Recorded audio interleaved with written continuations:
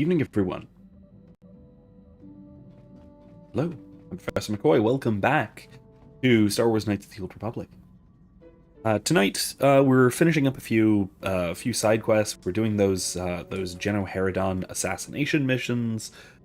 I'd like to do them without getting dark side points, but we'll see. Apparently, I mean, being an intergalactic assassin has its drawbacks. But okay, we're going back to Kashyyyk, so we should probably bring Jolie and Zal. Yeah. Anyway, so hello everyone. We're back. Still learn a little bit. No, he's gonna use demolitions.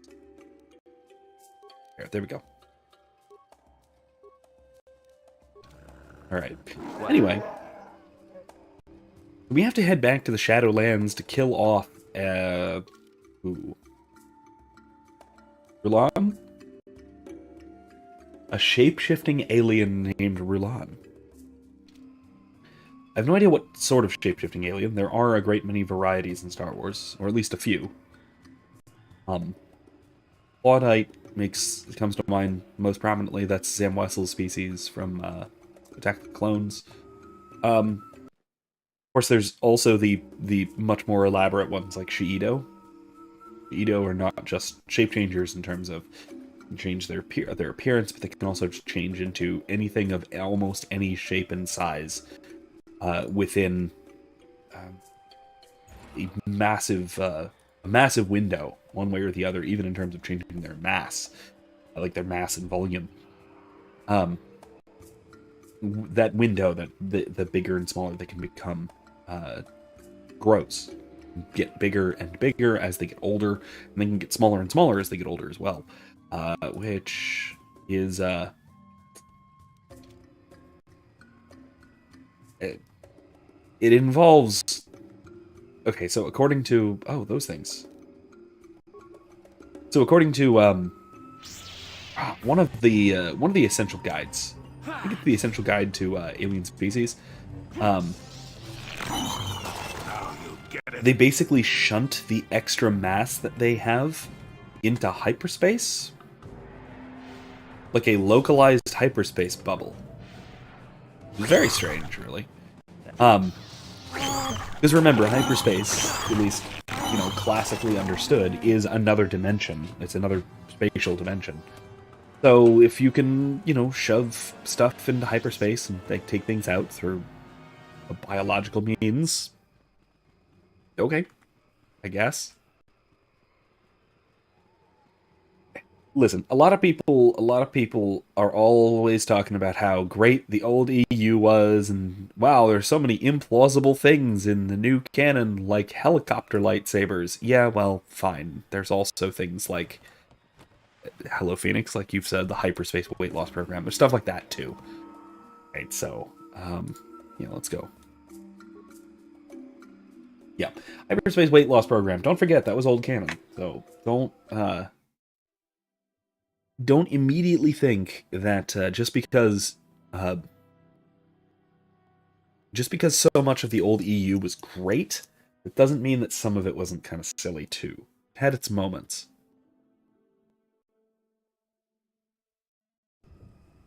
That said, oh, here we go. Sith. At last, my search is over. I was beginning to fear someone else had killed you and The Darth Brandon. Pleasure. You may have defeated the pathetic bounty hunter my master sent after you, but you are no match for me. I have studied at the foot of the Dark Lord himself.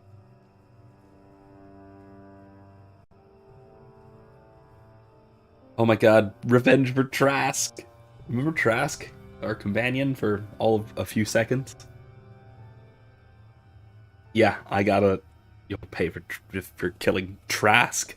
You were on the Endar Spire. You killed Trask. You'll pay for that. Your words mean nothing to me, unless you wish to beg for your life. No?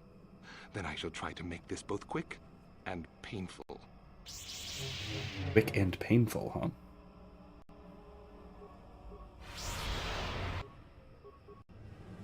Everyone stop. Oh, jeez. All right. Spinny time.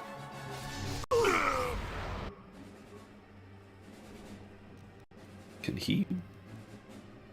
Force suppression. Force suppression. Force suppression.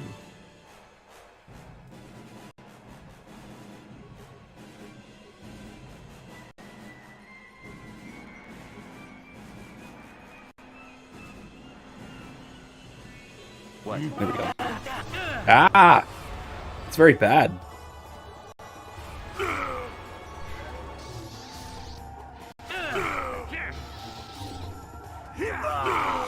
Oh, well, never mind. That wasn't too bad. Let's try and stasis everybody one more time. Real quick.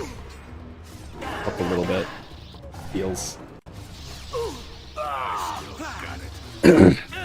Phoenix says, at least the zombie stormtroopers and the helicopter lightsabers were done with genuine love rather than the soulless cash grabs.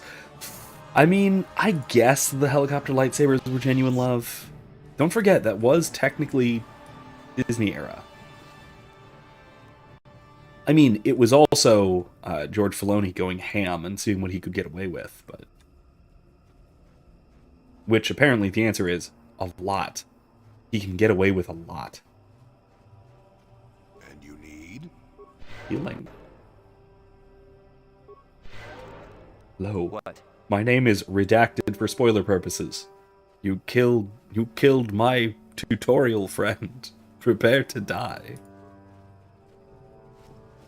I mean, look, I know it's a spoiler. I know this game is almost 20 years old. And I know that if you haven't figured it out by this point and you're still watching this stream, then there's something wrong with you. But I'm going to at least maintain the pretense of not spoiling this game's huge, massive twist that we're probably going to get to this week or next week. Yeah. I don't mind if you do. I really don't. But... where? Hunting grounds? It's gotta be hunting grounds, right?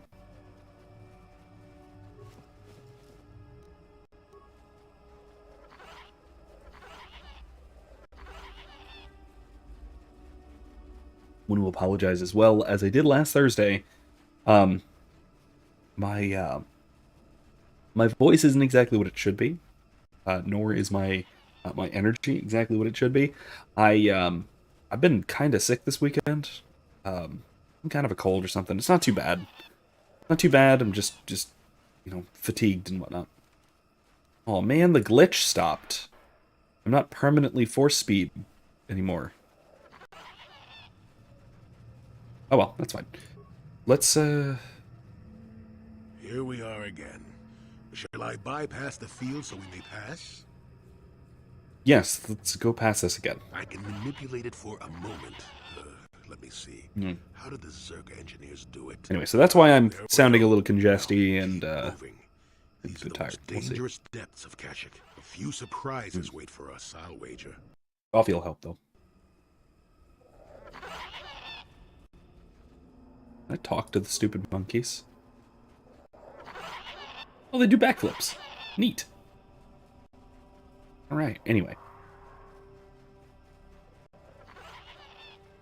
Now what? I should have searched the upper area first, but whatever. It'll be fine. Just another attach. Unkey.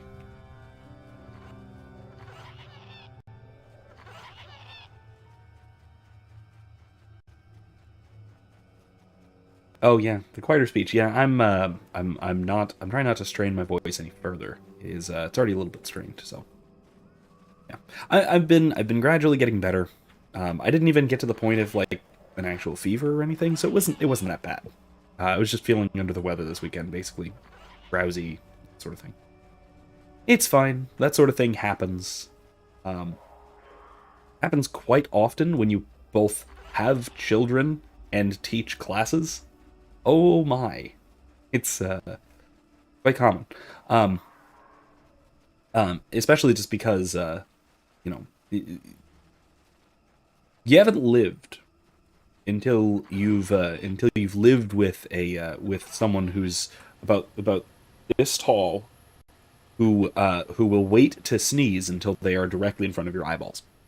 Um, that's just living the life, man. I'm hardly kidding. It's delightful. It's adorable.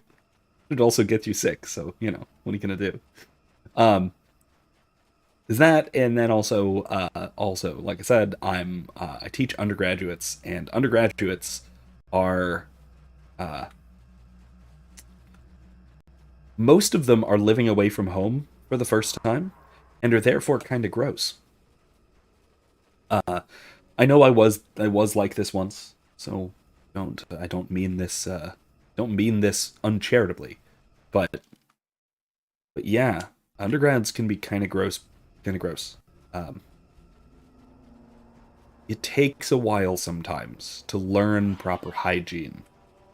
Uh, once your mom isn't doing it for you, and you know, sometimes the people around us have to bear the effects of that learning process. So, hmm. Is it here? Where is the shape-changing hunter?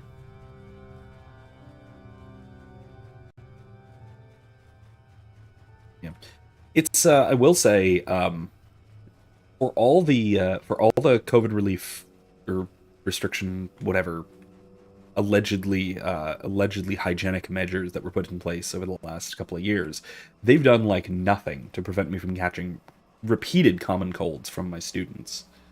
That just happens almost constantly, and has continued to even when we're, you know, masked and social distanced and whatever other kind of voodoo.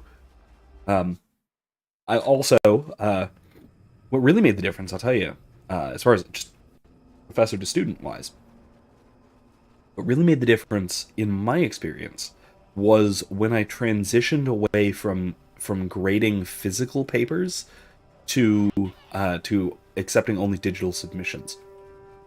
Um, it's in part for convenience, in part for timing, because I can get feedback back to students more quickly that way, rather than waiting to hand them back physically at the next class. Um, and also for cheating prevention type things. It's easier to run software than it is to type things. Type things in and check it manually. Um, at least as an initial screening process.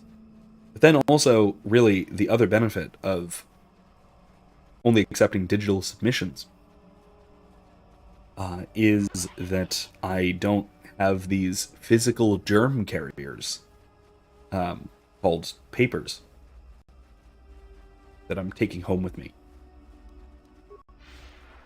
So there's at least that. That is something. That is honestly, in my experience, and this is not in any way statistical or scientific or anything, but in my own experience, the shift from from hardcover to digital paper submissions has done more than any of the COVID mitigation to prevent me from getting sick from students. Although I still do get sick from students. It's just at a slightly lower rate than I used to. Phoenix says the common cold is the ultimate virus. It's extremely spreadable, but almost entirely non-lethal. Like something else we've been dealing with lately. What is this? It's just a random corpses. Okay, there's.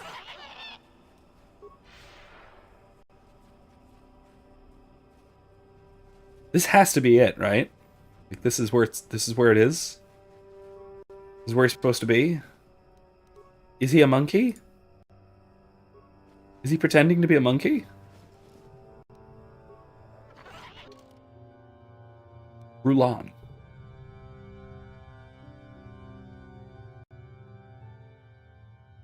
You've been instructed to kill a shape-shifting alien named Rulon. Alas, I've advised you to look for him on Kashyyyk.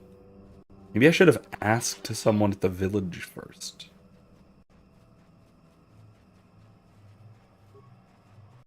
Unless he's pretending to be a monkey. I don't know if I'm gonna find him. Oh wait, that's him, isn't it?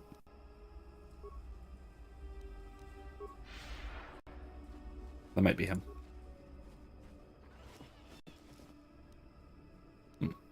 Okay. Rarwar? When you disturb me, human, Rarwar comes to the Shadowlands to get away from your kind.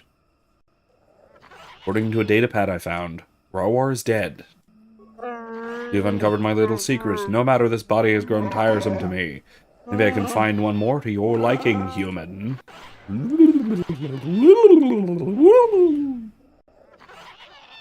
Oh, hi, Jolie. Something on your mind?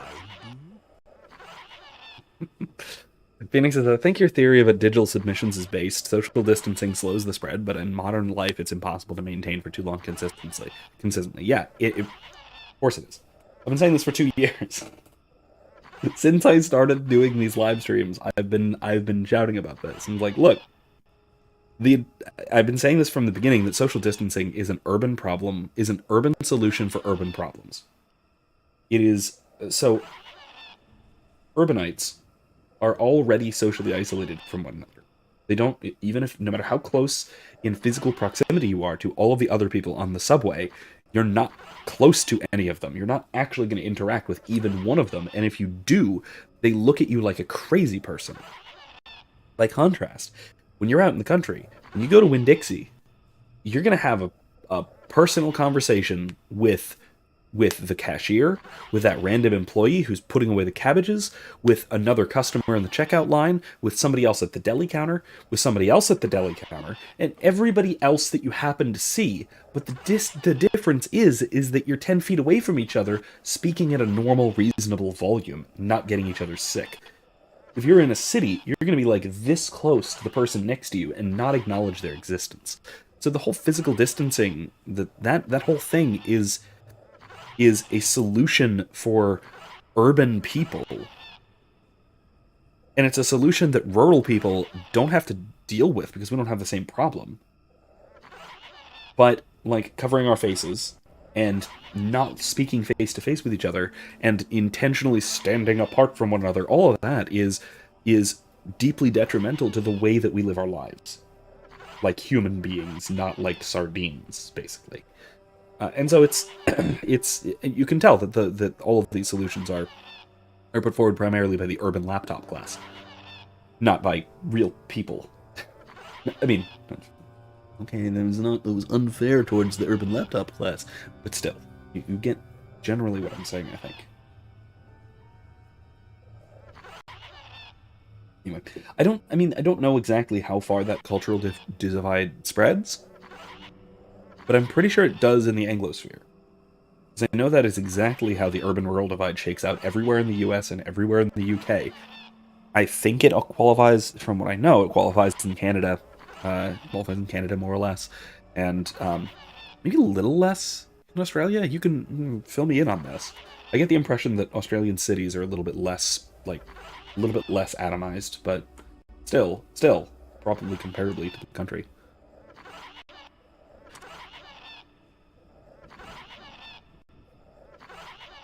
Enough games, R'Lan. Time to die.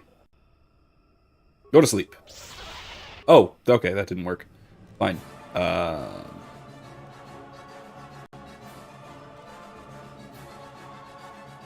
Whirlwind.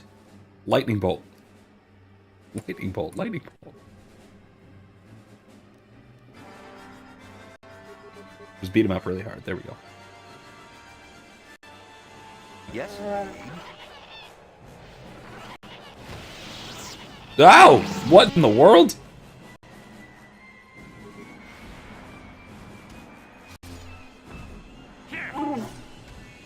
He turned into a Tyranitar. Okay, that's definitely a Shiido. Given that he can turn into various sized creatures. Oh, like a Tatch. That's him. That's him. That's him. Where'd he go, that little bastard? There he is. I see him. I see him. I see him going.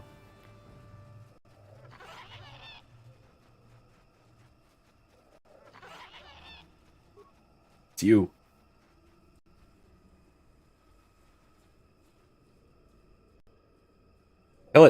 pretty sure that's the one. Okay, that wasn't it. Okay, how about that one?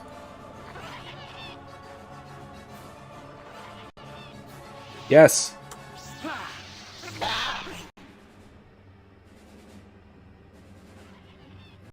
That one. That one. It's running from me. That must mean it's guilty.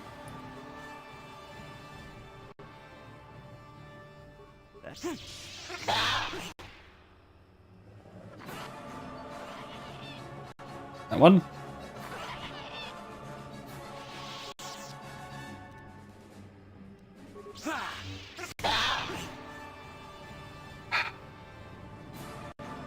I saw it go this way.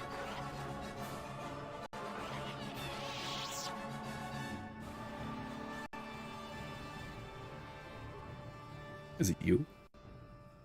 Phoenix says, I live in an Australian city, but I'm intimately familiar with the countryside. I reckon what you said before applies almost perfectly on Australia too.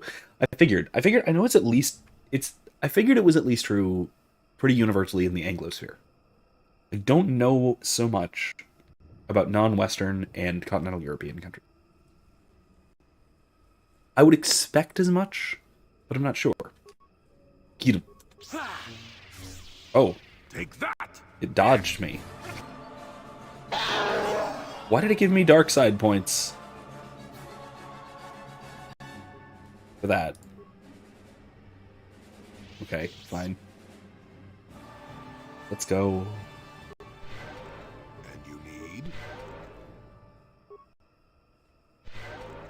Yes? Let's go. Get out of here. There. Alright, that'll do. Anyway.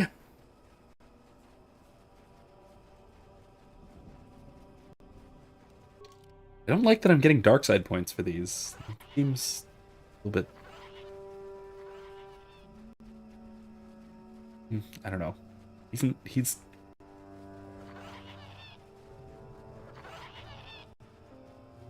I mean, it is. I am being a hunter killer. So, speaking of, I kind of should be bringing HK, shouldn't I? Let's go. Let's get out of here.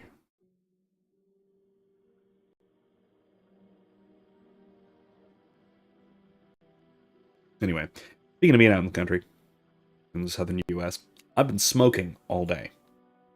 By which I mean I've been smoking meat all day. Including currently, I still have, because the fire is still lit, I still have about maybe half a pound of bacon out on the smoker.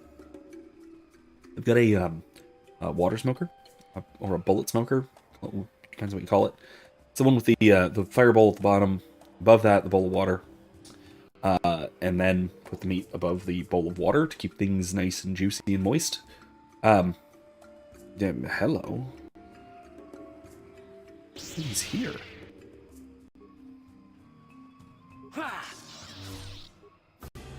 Anyway, since I've still got some bacon on there, I also did about half a brisket. I've got the other half frozen because I'm not going to eat the whole thing along with everything else. Well, excuse me, along with everything else. I got about half a brisket on there. We've got a nice big thing of pulled pork. Most of a beef heart. Oh, right. The ones in front of me, chicken gizzards, which I might actually be snacking on. We'll see. And a bunch of chicken wings. Is that it? I think that was it. I think that was everything. Erica, add anything that I forgot. There might have been more on there. Everything's turned out absolutely wonderfly. It was a very good use of the smoker for the day. And it's going to be pretty much what we're eating all week. There's a gratuitous amount of delicious smoked meat in our kitchen now. Come on, everybody. Where are they? Yes? Moving nice and slowly. Alright, there we go. Phoenix says, I tried smoking meat when I was in COVID isolation. First time I ever smoked meat. made my congestion worse. Oh, it was worth it. Oh, yeah, I may have made it. I may have made that exact mistake, huh? So I am a little congested, and I have been eating smoked meat all day, as well as standing over a fire for part of it. Oh well. Like you said, worth it. Especially because I found an incredibly cheap brisket. Really good deal. Winn-Dixie again. Winn-Dixie has good meat deals. Fantastic. It was delicious. Absolutely delicious. Good lunch, good dinner. It'll continue being good lunches and dinners and probably breakfasts. Like I said, I got some bacon on there for right now. Right now will be good for a midnight snack, and then save probably most of it for breakfast tomorrow. Perfect. Perfect. Also, I really like the water smoker. It lets you do the whole indirect heat thing. That really makes a good smoking work. In a relatively compact space, because it's basically like the size of a barbecue grill, like one of the little round ones, but tube-like. It's pretty good. Pretty good.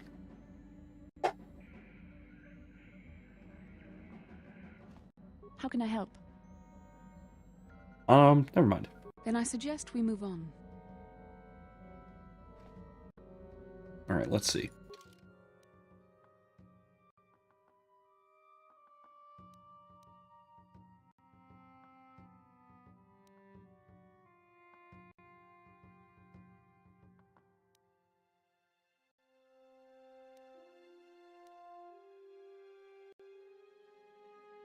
I mean,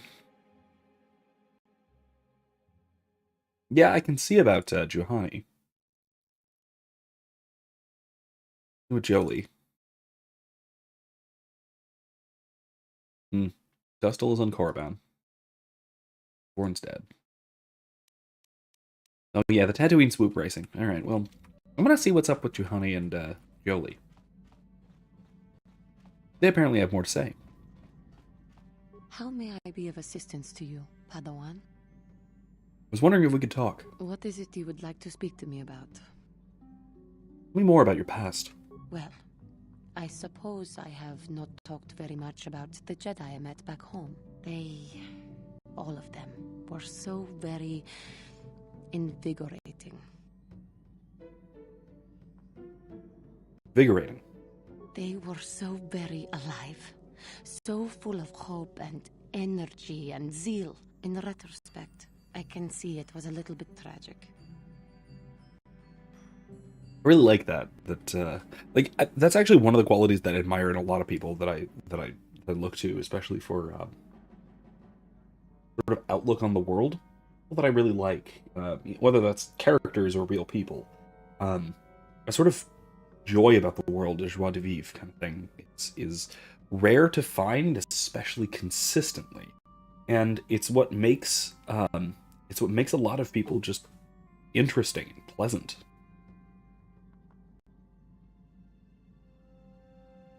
Oh, yes, Phoenix. Not to bring this subject up out of nowhere, but I'm really happy about it. Amy Coney Barrett did an excellent job last weekend. Not just her, but all but 6 of them. More than I was expecting. I was not thinking Kennedy was going to be joining them on the I guess it was affirmative. Oh no, I guess it was the negative, because it was a suit against I think it was Alabama, that a new law was in violation of Roe v. Wade, and that it was that the law was upheld, and therefore Roe v. Wade was overturned in the Dobbs case. So this was, I think, obviously, to almost anyone, obviously well decided. Anyone who's willing to be objective, this was well decided because Roe was poorly decided. Even Ruth Bader Ginsburg acknowledged for years that Roe was poorly decided. Just again, because it invented a right to privacy out of quoting the justices, the penumbra of the Constitution, which is just so much nonsense. And so to see it overturned is a huge victory, but it is again it's a first step still. Because what a lot of people are either refusing to acknowledge, lying about, or just not knowing because I guess they don't read too carefully, is that what this means is that now it will be a state issue, state by state, deciding what abortion laws will be in each of the 50 U.S. states. Okay, that seems perfectly reasonable. Like, I don't see. Let me put it this way: most of the people who we've all seen wailing and gnashing their teeth are this upset that a state you don't live in will make it marginally more difficult for residents of that state to kill their own children. All right. I get that you're mad. I don't get why you're mad. Maybe it's because you don't read and don't understand what's going on. That seems likely to me. Because again, it's very clear to me that this is a. Don't get me wrong. I don't want to sell this short, because this is a huge victory in historic terms. Because it is something like a turning of the tide. But realistically, this changes very little. There are currently 3 states with any laws restricting abortion beyond what was provided under the previous regime. It's Texas, Alabama, and is it Mississippi? I think. That's it. And the only country in the world with less restrictive abortion laws than most of those, at least. Certainly less restrictive than Roe. The only country in the world that was less restrictive than Roe was Canada. Europe is pretty universally far more restrictive than Roe would have allowed. Excuse me. Phoenix said most of the people around me are pro-choice, so they are seething hard. They don't even know it's now a state issue, and they think it's a blanket ban. Yeah, of course they do, because that's what the media is implying. That's literally what politicians are saying. Like Elizabeth Warren, for example, directly stated that this is forcing a particular view on people, on individual states, which is just objectively false. And again, that's just a lie. That's just an outright lie. But you have to be hyperbolic and you have to outright lie if you're on the side of a lot of these issues. Again, I don't think that even I don't even mean to well, I do mean to morally condemn them because it's condemnable. But I don't mean that in a way of, oh no, they're being hypocritical. They're not. They don't have principles. Fundamentally, this is something I've mentioned before. I've talked about extensively on different streams. I mentioned in that video I did a while ago about Patreon, a good long while ago, is that broadly speaking, the left, or the progressive left, particularly in the US, but really anywhere in the West, they don't have principles. They don't have solid first principles. What they have are ends. And those ends are to be sought by whatever means is effective. They're utilitarians, strictly. This is why, once you understand this about a lot of people like this, a lot of their statements, a lot of their positions, a lot of their policies, a lot of what they do, and a lot of their accusations of the other side as well start to make a lot more sense. A key example of this that came to my mind recently, since the decision, since seeing everybody freaking out about it, was, so that line that pro-life people aren't really pro-life, they're just pro-birth. Well, if you're all that really matters to you is that the child is born, not that they're cared for and have medical care and have education and the laundry list of socialist wet dreams. The reason that they think that we don't care about children after they're born is because Their concern is only with ends, not with means. And if we think that there is that certain means to achieve an end are unjust and should not be pursued, like wealth redistribution policies or public, uh, basically using state mechanisms to get stuff done, more or less. If we don't think that's the right solution for something, then that just simply means in their minds that we don't want that end done. Frederick Bastiat recognized this in the late 19th century. That the various socialist types simply don't understand that if I oppose public education, that doesn't necessarily mean I oppose education. If I oppose Social Security, that does not necessarily mean I oppose care for the poor or social welfare or whatever.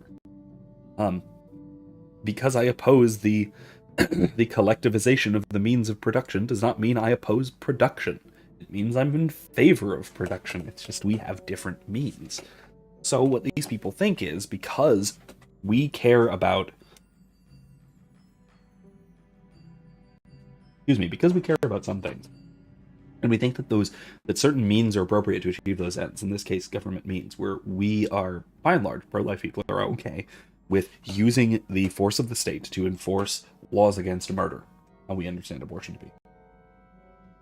What that means is we should be willing to use that exact same means, that exact same force, to provide all of these other ends that we want to pursue, like helping children, like educating children, like feeding children, making sure that children have stable homes, and all of these other good things.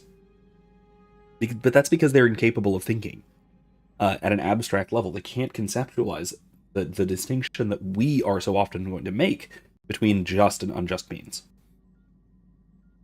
They can't conceptualize that because it's fundamentally not how they think. They think exclusively about ends, and whatever means are necessary or even convenient to achieve those ends are therefore justified. They are strict utilitarians. And understanding that, and it's the same reason why they have such schizophrenic or apparently schizophrenic beliefs about free speech. Like the left are historically defenders of free speech, but what that means is that they want to be able to speak freely. That does not mean that anyone should be able to speak freely. The left has never thought that Nazis, or even generally the right, should be able to speak freely. They've never thought that.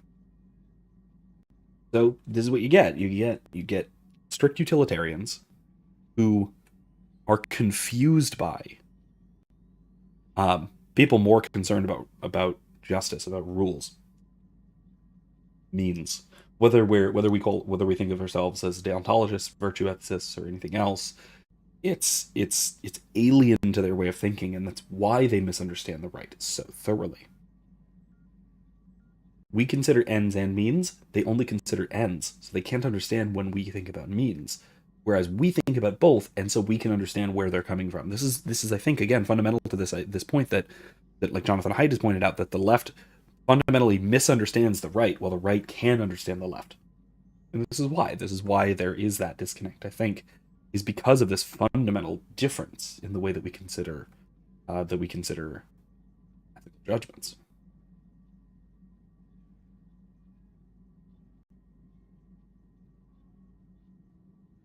Anyway, that I've been wanting to make that distinction a little more thoroughly. Here's at least that. Anyway, because this is, again, worth celebrating, I'm happy to talk about this more. So if you have more thoughts on the matter, feel free. There've been some really funny things going on lately, and some great things worth celebrating. So I'm probably going to keep at it. So that'll keep coming up through the rest of the stream. But let's see what Juhani means. That it was tragic. Those Jedi were going to fight the Mandalorians just after they had invaded. Many of those Jedi perished in the fighting. But to us, they seemed invincible. Especially their leader, who they talked about all the time. Paragons of light and justice, sweeping away all iniquity before them. It was like Revan? looking at gods. I'm straight, I do look divine. No. Um,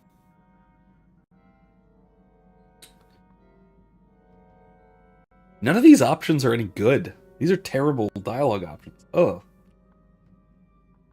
1 and 3 are the same, basically. 3 is just a more verbose version of 1. Or I could just be sarcastic and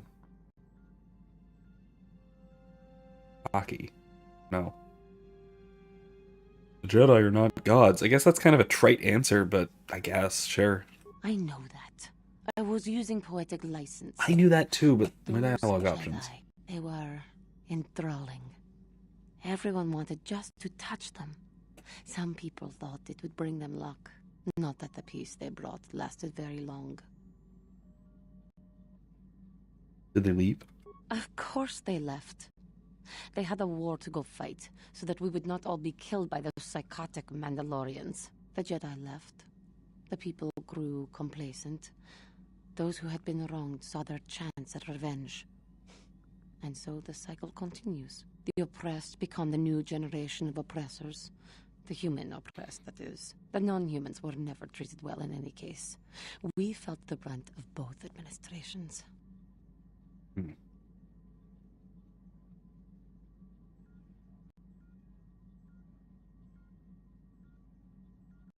Yeah, that is also very typical. The oppressed very quickly become the oppressors. Thing that the left's narrative relies on being victims, even while they go on to oppress. All species are capable of intolerance. Yes, but humans seem the most pervasive, the most consistent. There's a lot They of them. took their frustrations and hates out on us because the people they wanted had already fled or were too well protected. But no one looks out for the injustices we suffered. Oh no, but I am sorry. I should not have outbursts like that. Wasn't much of an outburst, but fair enough. As long as you don't let your anger influence you. Don't you see? The very fact I mentioned it means it has its influence. Anger can lead to the dark side, and I must be ever careful that I do not fall back into those ways. I thank you for your support. My outburst was uncalled for, but you did not lash back at me. You are a much better Jedi than I, it would seem. But let us not speak more of this now. We should continue on our journey. Perhaps later we will talk again. Yeah. Yeah, I that was, first of all, hardly lashing out. That was one of those moments where she was apologizing profusely for such a minor little slight. But at the same time, yeah, I think part of it is simply that in the Star Wars galaxy, humans are the majority, the strong majority of at least of spacefaring species. No, that's not true. They're a significant plurality. There we go. They're the most populous spacefaring species. And so because of that, they wind up with a lot of political power. Oh, excuse me. And because of that political power, that winds up meaning that they'll often wield that power in sort of identitarian ways. We also will see that because of that political power and because of that plurality, that hateful organizations will align themselves very often with pro-humanism. See this with the Empire most particularly, the original trilogy and especially post original trilogy EU, Galactic Empire, with their what was it called, human high culture, I think, which was basically their pro-human ideology. Got something on your See what mind? Joey's up to. Mentioned something about your adventuring days. Did I say that? Strange the tricks memory plays on you when you get older. You weren't an adventurer. Didn't I say that my past was my affair? You don't see me poking and prodding you with questions, do you?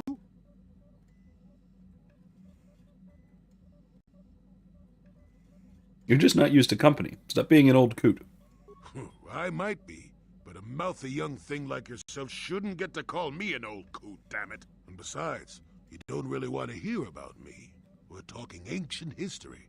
Probably before you were born. History bores kids. Proven fact. Did he really look that young? I mean, I assume he's at least like 30-something. I would have to assume. Hmm. I'm not a kid. So you're not. Fine. Have it your way. Just don't say I didn't warn you. Yes, I was an adventurer. Happy now? I wasn't even done with my Jedi training back then. I had a full head of hair and an eagerness to see absolutely everything. Sound familiar? The Council was never happy with willful, brash Jolie Bindo, you see. Even less so when I began my smuggling career. You were a smuggler? Don't look at me like that, damn it. I wasn't always the wrinkled coot I am now, you know. I can still fight, too. So wipe off that smirk I see there. At the time, the Yukata system was interdicted by its own king. He preferred to keep his people starving and poor, all the better to oppress them. The Senate was trying to negotiate a peace, but they were getting nowhere as usual. I decided I wasn't going to wait. I found myself a ship and a partner, and we began smuggling food and supplies to the Yukata citizenry through the blockade. Where'd you get all the credits for the supplies? Well, we didn't buy all the equipment per se. Some were happy to donate goods. Some we just knew had more than they could use. So you stole it. Stole is such a harsh word. They would have donated those goods readily enough if they were compassionate. I considered it a tax on the greedy. We Oh my only gosh. got caught once. A lone Yukatish frigate shot us down and forced a crash landing. I thought the Force had abandoned me, as I remember. Yeah, very as I was saying, a bit focused on ends rather than means here. But at least I think he acknowledges because he goes through this rationalization process of it being a sort of tax on the greedy, yada yada yada. I at least think that he is understanding the difficulty of means rather than simply dismissing it like a lot of people do. It was pretty stupid of you. As I recall, I'm not the only person in this I love poking conversation this who's guy. been shot down out of the sky recently. Well, as it happens, getting shot down turned out to be very fortunate. That's fair. That day was the day See what? well, that was the day I met my wife. Your wife? You were married? You know another way to get a wife? Well, Yes. That's when I met her.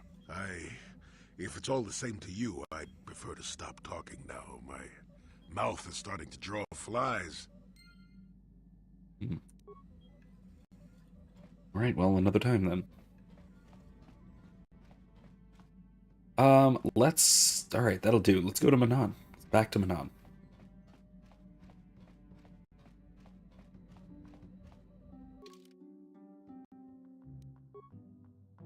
Oh, and because we did, at least last time, just wrap up with, I don't know if wrap up, but move to the next step with Bastila.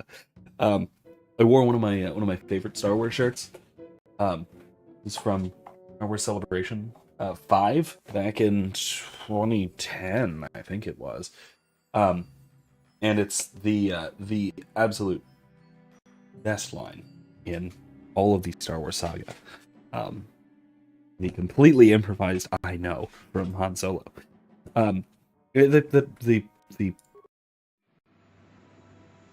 perfect encapsulation of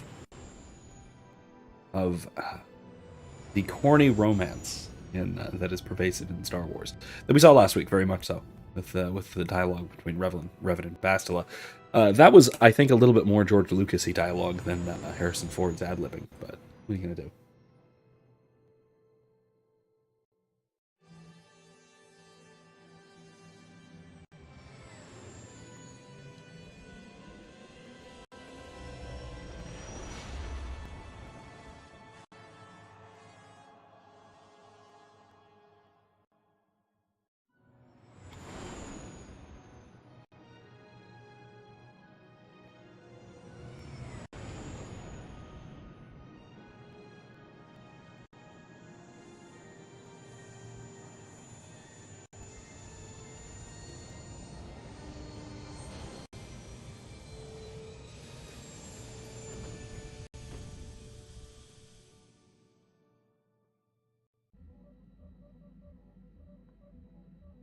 Alright.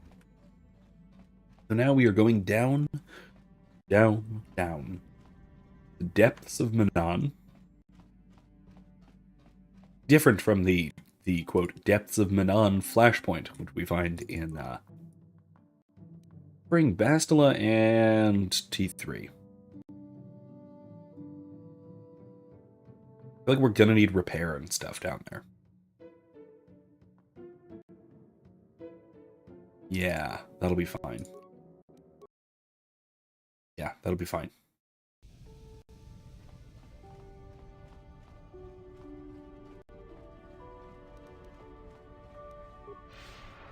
And let's go. So, anyway. Oh, gather your party. Come on, everyone.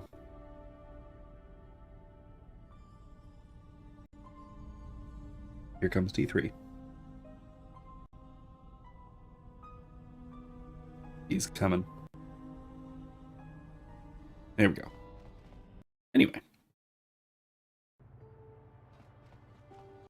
So the other thing that is, another thing about, that I thought was just hilarious about, after the Dobbs ruling, some of the people responding to it and reacting to it and in large part making jokes about it, but not exclusively. But a lot of the reactions have been really entertaining. Like aside from the pro-choice people who are just utterly furious, which is always funny to watch. There's also been people who've been doing a great job with making commentary about it, making a great job trolling. One of the foremost really has been Count Dankula, the Nazi pug guy. He switched his Twitter handle to Justice Dankula, and his profile picture to him in like judge robes.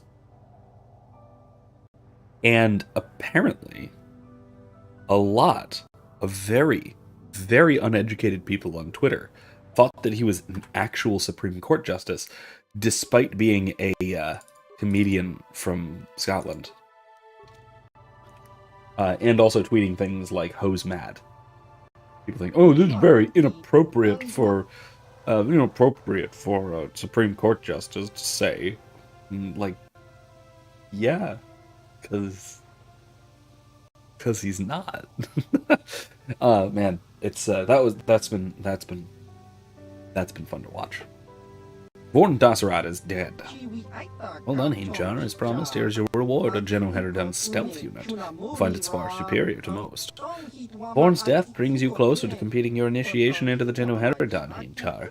However, until you've completed all your missions, you cannot be accepted into the guild. Is there anyone else, King Hinchar? Rulon Prolek is dead. We must congratulate you. Rulon was no easy target. I admit that you are not the first to be sent after him, although you are the only one to succeed. Here, take this General Herodon visor. Many of our agents use them to increase our senses and improve their skills. It really is quite an extraordinary item. Vorn, Rulon, Ithorak, all of them. That is all of them. You've done it, Hainjar. I hardly deemed it possible. Yet now the task is done. All the years of planning, spying, and digging to discover their true identities, and it was all worth it now. Now the General Herodon are mine alone. What are you talking about? Poor foolish Hinchar, you had no idea the targets I sent you after were the 3 of the overseers of the General Herodon, did you? The overseers have always acted in secret, their true identities hidden from the guild and even each other to prevent one person from seizing control of the entire guild.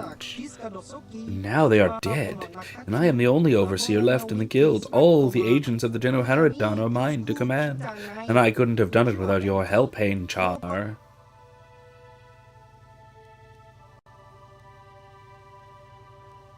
You used me. I'm sorry, Hainchar. Even after all you've done for me, I cannot let you join the General Herodon now. You're far too dangerous.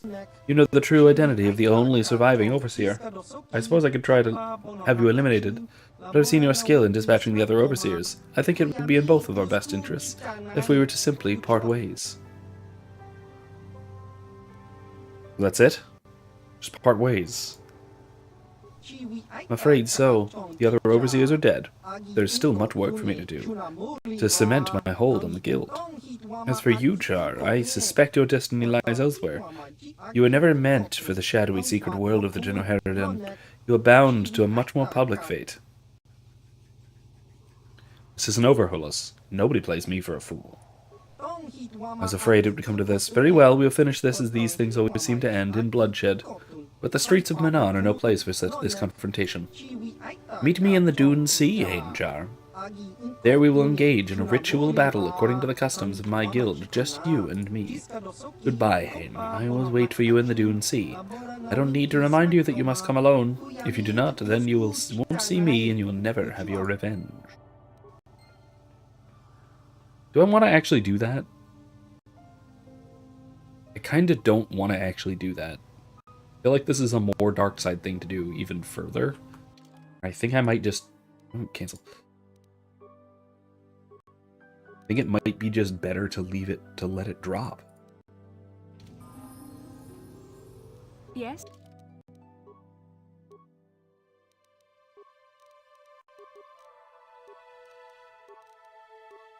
I don't know.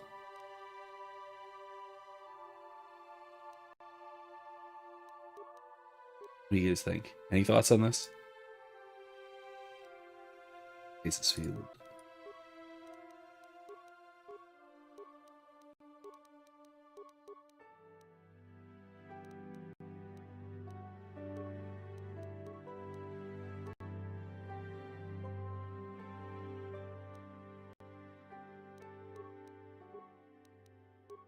All right.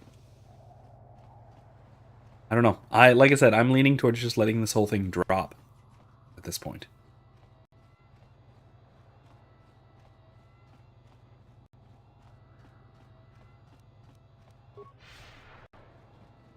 Stop being so darn slow.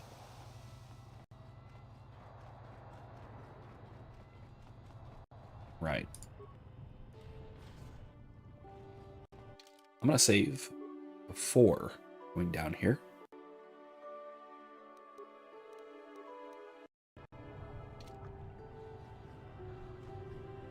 Cool submersible. Like that. Very neat. Oh, there's another one over there. Huh. Cool. Let's go to the Hackard Rift Station. Ooh, sharkies.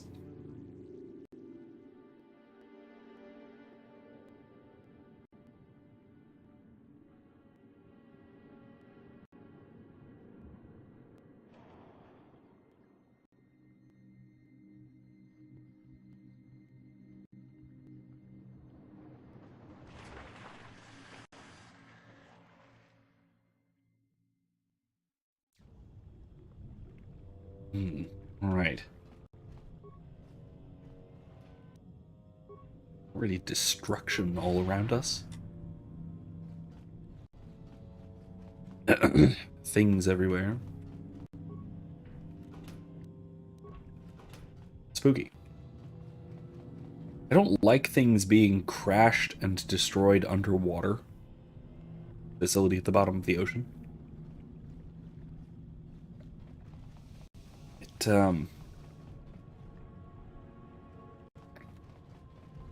Is it thalassophobia? Or is that only the fear of open water? Because I'm thinking of the fear of being underwater and the sort of being crushed sort of thing. Because it seems to me like that over there is a bad sign. How did you get in? Did they send another submersible? Quick, we have to get out of here. We have to get away. Why? What happened? No! No, we have no time. We have to leave now. I managed to close the door after they killed everyone else, but I don't know how long it will hold. What happened here? The cell calf, they went crazy. They started killing anything that moved. Someone must have triggered the defense systems too, because all the droids activated as well. I was one of the mercs the Republic sent down here to find out what happened. You have a stun We stick. came down and secured the first couple of rooms. There were bodies everywhere. And the cell calf came out, screaming and croaking their fishy little war cries. What happened to the scientists? They're dead. All dead. They swarmed out and over us. There was no way we could stop them, so we ran. But hardly any of us made it. I locked the door behind us, but the others had already left in the submersible. The sharks. The Ferox are out there, and worse. I heard an explosion shortly after the submersible left. They didn't make it. Just food for the sharks and the Selkath. Like us. Let's get you back to the surface. Back to the surface, yes. No! There's something out there. It got the other submersible already. We can't leave until you do something. Blow up the entire station, maybe. That might distract whatever it is long enough for us to escape to the surface. But all the machinery and stuff is in the southern half, and that's been flooded. There might still be environmental suits around, but the Selkath might have laid their eggs in them. I have to get into the station. No! I locked the door so the Selkath won't get in. If you open it, we're all done for. You call yourself a mercenary? If you go in there, you're dead. You're all dead. If you want to die, then go. You won't hear me mourning for you. I'll stay here and be safe until some sort of real rescue comes. Okay, fine. I do need to get in there, though, if I'm going to cause a distraction, or literally anything. Eggs or no eggs?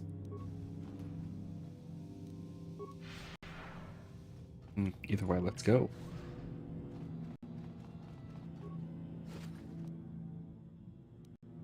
Ooh, we're down at the bottom of the ocean here. Now.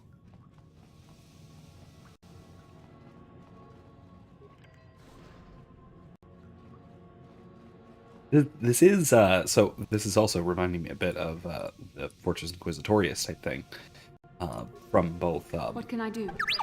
Fallen Order and Kenobi. Which brings up something else I've been wanting to talk about, of course.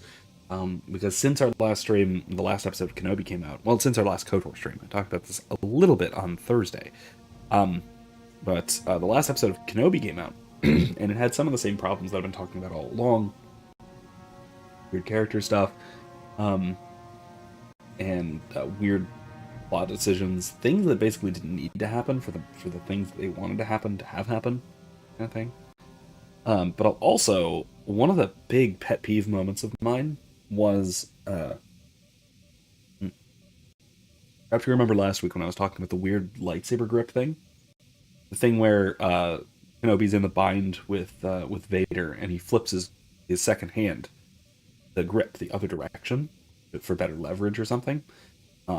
Which is stupid, of course, but okay, he does it. He did it again in that final fight with Vader, the one everyone is saying was awesome, or some people are saying is awesome. Excuse me, the one that was the rematch of the century one, and he does it again. I actually got a screenshot of it this time. This is what he did. So, he was in the bind, apparently. Let me mimic this. Lightsaber. Let me mimic this. So, he's in the bind with Vader. Like this, right? Okay, cool. Instead of doing anything with that, like parrying, or moving the saber aside, or moving past it, or anything like that, instead, he decides what he needs is more leverage, because apparently what you do in the bind, if it's a lightsaber, is just push harder. And how he does that, instead of just leaning, pushing, he switches his grip. And notice, this time, so last time it was he switched his grip here to this. That's bad enough, right? This is really bad. This is actually, this one's worse. Because from what it looks like, he is switching not his offhand, his support hand. You can move that around with a sword like this. Lightsabers are always hand and a half weapons. You can switch your offhand around. You can move that around a little bit as support. That's not good, but fine. This is in the bind, trying to apply as much pressure as possible.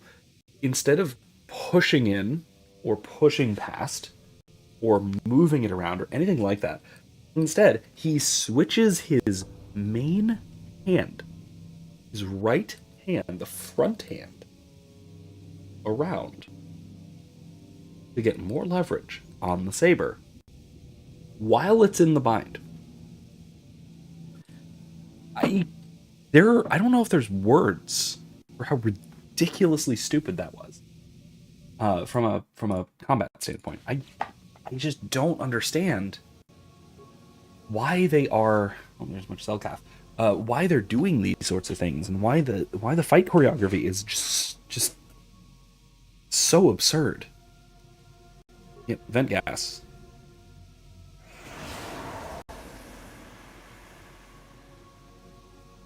There we go. Camera feed. Turn to system menu, storage, vent gas. Oh, this is very easy, and this is primarily just because T3 has such high computer skills that this takes 0 computer spikes to actually do. Hallway B. Ooh, maybe we'll do this. We'll come back to that one.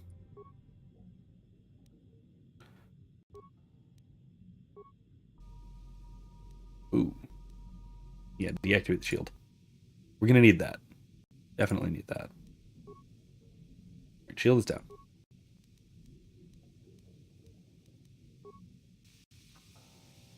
Fire suit contained. Yeah, that one seems fine.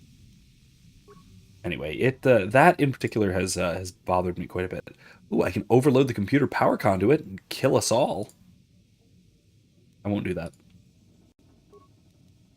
All right, let's check the hallway. 2 spikes. I have 13.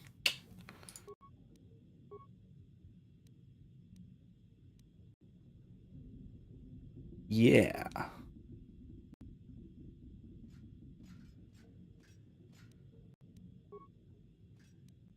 Let's check the south hallway.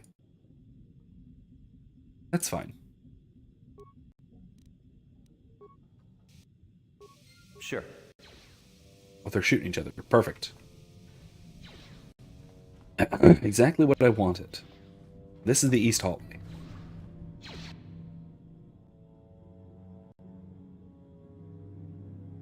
Excuse me.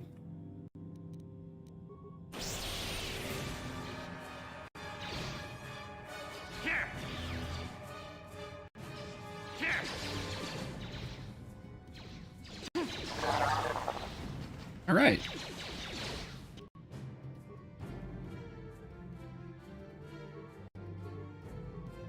What can I do? So be it.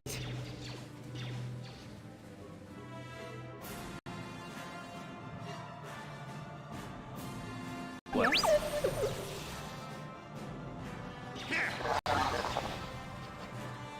Awesome. Got them fighting each other. Love it. Should have used force speed again. I keep forgetting. All right. We'll come back to that. We have other things to look at, to take care of.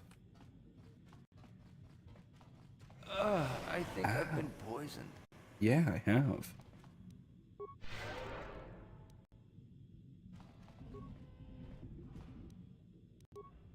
Grenade. Yes? T3, how about this? Nah. Wait, do I have... Wait, how many spare parts do I have? I have 26, yeah. Let's do it. Control mode. Leave it alone. What? Cool. Go do your thing.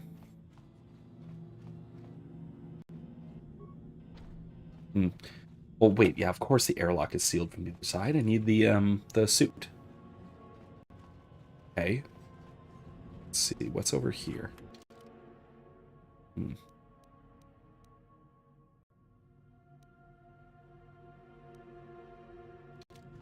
Go to that south hallway, shall we? No problem. Didn't work. Yes? Fine. You do it. Yes? Yeah. Here we go.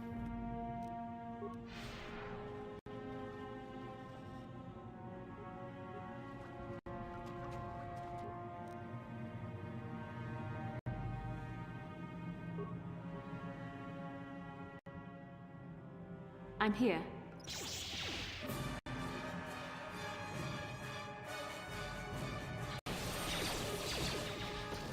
That hurt, I bet.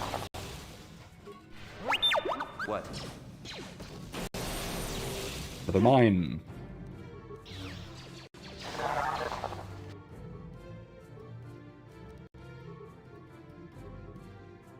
What? What can I do?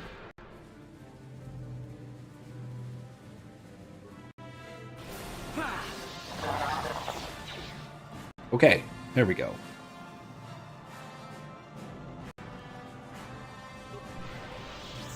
Yes? Sure.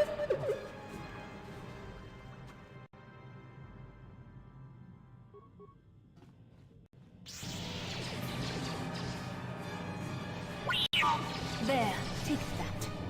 There's a shark. There, take that.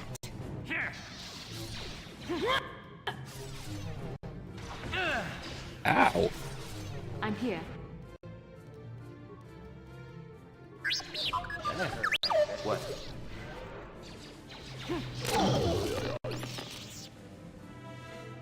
All right.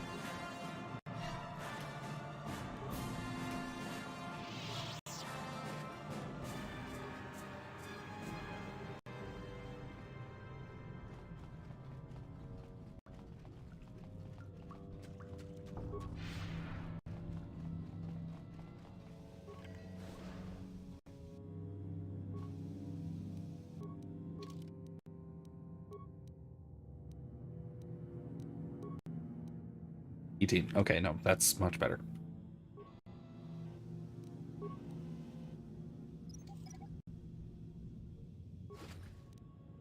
Sure.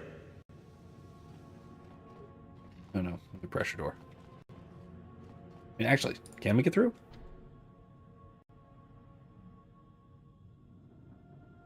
Environmental suit advised. Okay, yeah, let's follow that advice, shall we?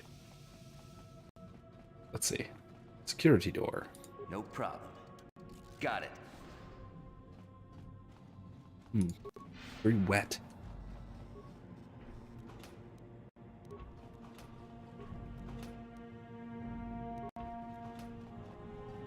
Yeah, I think I've mentioned this before. I was talking about this last week, maybe. That What can I do? I used a lot of this, the level design and some of the thematics and stuff, in my Mass Effect tabletop that I ran some time ago. I basically used this for an undersea facility on Kage, which is the Hanar homeworld. Yes? Where basically the player characters need to get down to this undersea facility, Yes? at the bottom of the ocean, to try and track down a mind control pearl from the Leviathans. They didn't know about the Leviathans at the time. Character. They had to track down this mind control pearl that someone had tossed down into the ocean. Got it. And they got down to this deep sea facility. Is somebody out there? Fishy, fishy, fishy. Come and eat me too. You can't get me, little fishy. Not in here. I'm safe behind my walls. I'm Ain Charin. I've been sent by the Republic to investigate what happened here. Investigate? You're just like the others. Fodder for the Selkath. Walk and fish next. Trump, trump, trump. If you can run, you might be fast food. When the Selkath went insane and started killing everybody, I locked myself in here. I'm safe in here. Nothing can hurt me in here. No fishy food for me. Come out. We'll protect you from the Selkath. No. That's what the others said. Mercenaries like you. But they're dead. The Selkath ate them. Lunchy munchy. Only the ones left in the south part of the base might still be alive, where the Kulta is. Few fishies there, but many, many, many fishies in between the water. What made the Selkath insane? Don't know. Go ask them. When the demon great. screamed, it shook every mind in the station. We fell to the ground but survived. Fishies, though, they just got hungry.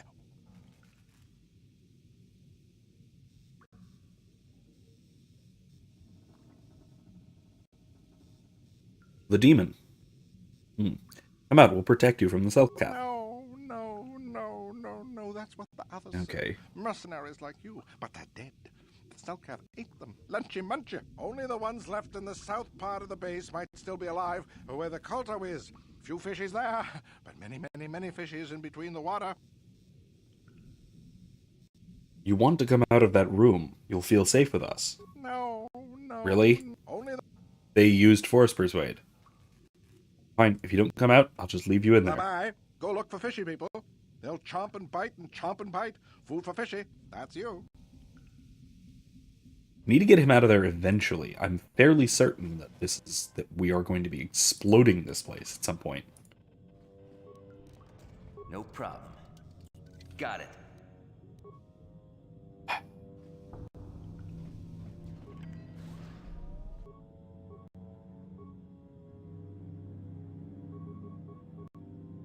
What can I do?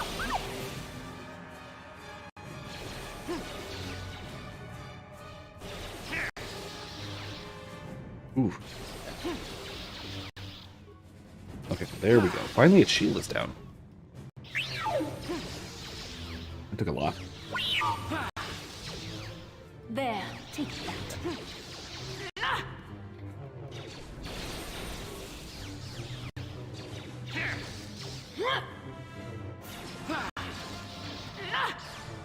Seriously? You shall fall. There we go. Finally. Well, I gotta level up from that at least. Ridiculous.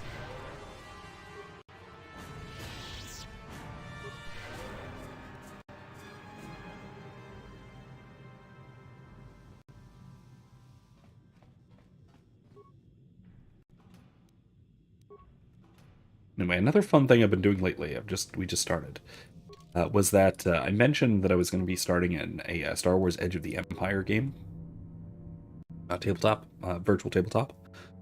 We started on Wednesday, and we're set to continue this Wednesday as well. It's been really fun. I had a lot of fun with it so far. We haven't done a lot with the system as far as like rolling abilities and things like that. At least not yet. Let's go awareness. We need it. Yeah. But it's been great fun so far, at least, and we are still, because we did a lot of like character creation and party discussions and things like that last week. It was more or less a session 0 with some introductory stuff as far as like exploration and social interaction kind of stuff. Oh, I got blasted. We didn't do, like I said, we didn't do a ton of like using the system combat kind of things. Actually, no combat yet. So we're still basically in what I think should count as the introduction, the prologue, if you will. We're on. The party's on Ord Mantell. Oh, hello. Are you guys hostile? Yeah, you're hostile. Not anymore. Wow. That was spectacular. Anyway, on Ord Mantell, it's a bunch of, like I said, it's a bunch of outlaws and such. So, one of the things that we're doing is trying to steal an auxiliary ship or two, because the party has the player characters are part of a larger crew, a larger ship crew, and so the large ship, we already have a big Gazanti class like cruiser as sort of the party vessel. But because they already have one big ship, the mission for this week, what everyone's trying to do, is to now recover, steal, whatever, an auxiliary ship, or 2, or 3. They're identical, except for now she's not evil. Sure. Good. She's not dressed evil. That's good news for now. Anyway, let's go back to where we saw that environmental suit. It's right here somewhere. Okay. No problem. Got it.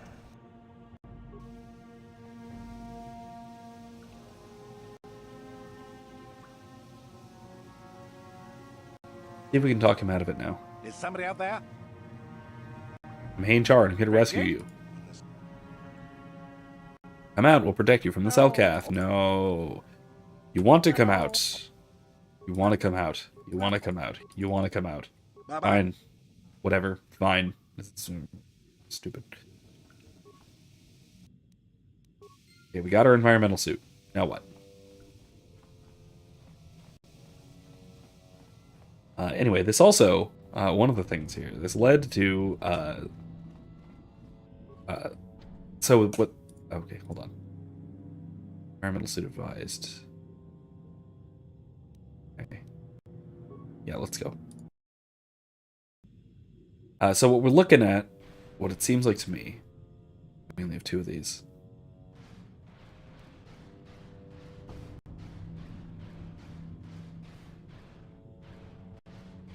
Hate the sequence, it's so slow. Everyone hates the sequence, by the way. Thought you should know.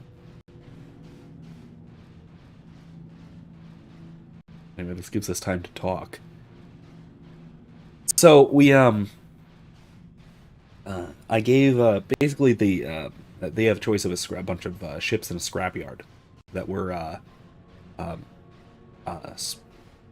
stolen from You're not Selkath, I can mostly see that from much. Imperial sources. Are you another rescue crew?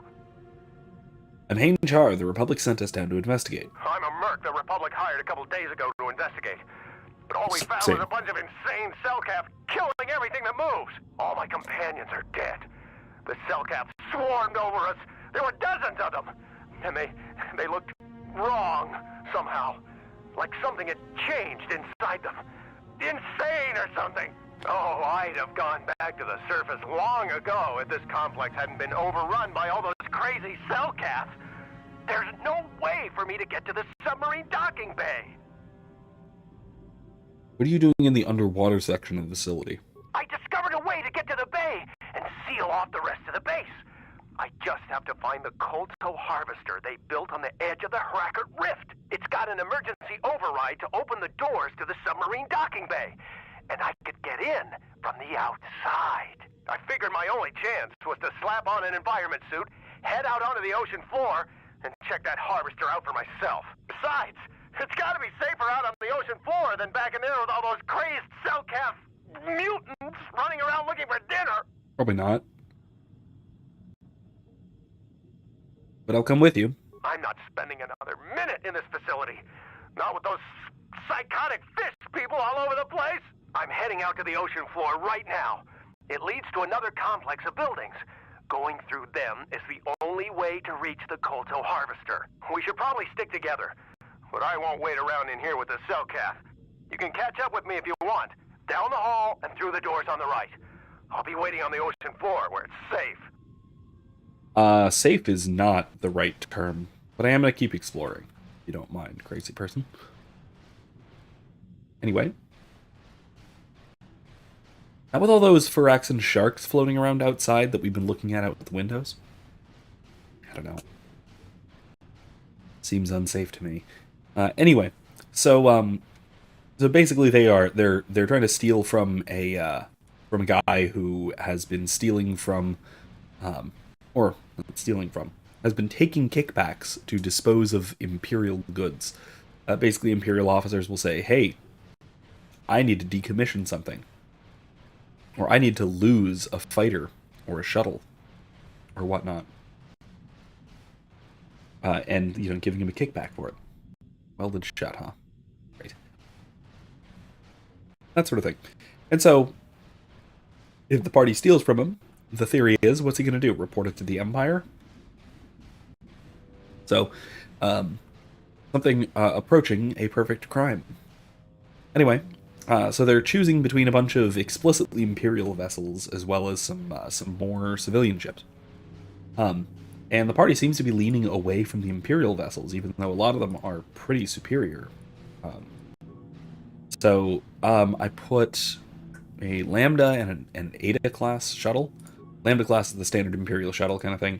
Eta class is the Old Republic one with the ball cockpit, a little bit smaller, but less conspicuous. Less obviously Imperial too. Less obviously stolen, I would say.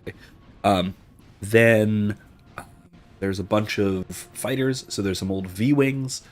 There's a Cloak Shape. There's some TIE Fighters. There's a GA-1, which is like a heavy starfighter for like multiple people. So the whole party could fit in it, theoretically at least. There's a TIE Reaper, which I was thinking they might take, even though, again, it's because it is current use explicitly Imperial. If they're flying it around and they're not part of the Empire, it's going to be kind of obvious that it's stolen. So there is that downside that they're trying to maybe avoid. But it's looking like what they're kind of trying to do. We'll see how this turns out. Oh, excuse me. Is steal the one of the shuttles. They're still debating about whether the Eta or the Lambda, as well as the G1A heavy starfighter for multiple people, and possibly a V-Wing, just basically as a fighter support ship. That'll be cool.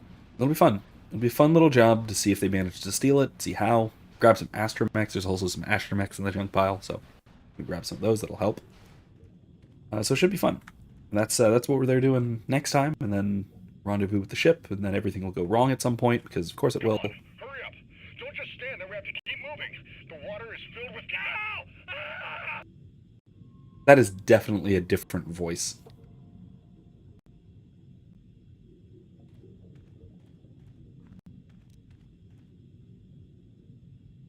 Okay, where?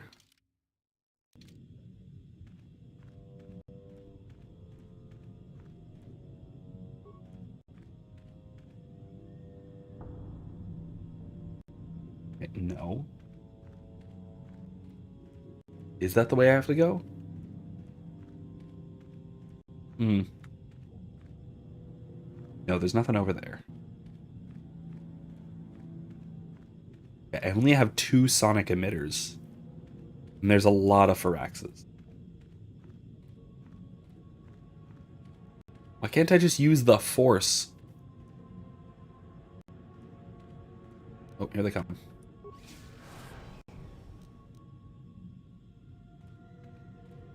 Oh, they're unlimited use. Okay, never mind. We're fine.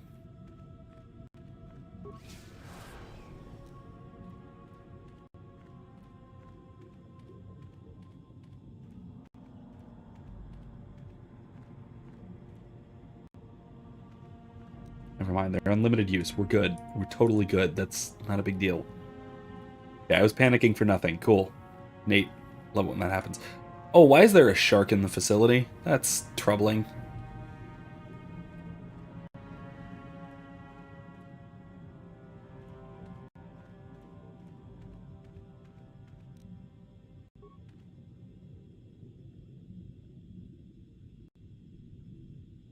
Going over or nah? Nah, looks like a no. Okay.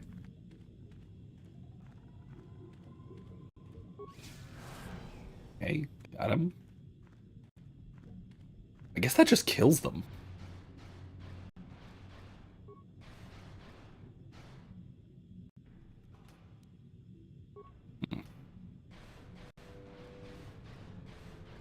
Man, like I said, I wish I could just use the Force. Force whirlwind them, get them spinning in the air kind of thing, you know? Fine, this'll work. This is an option. You're Sharky Boy. Flop.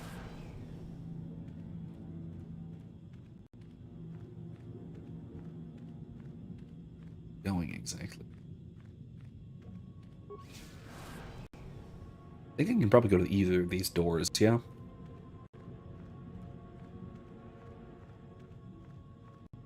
Anyway, so this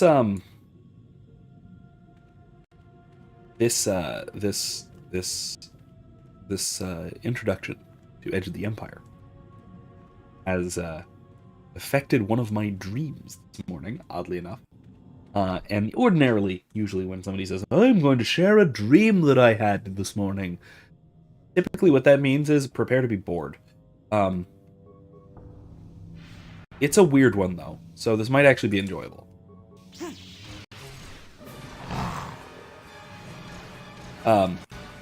This was, so it was basically, I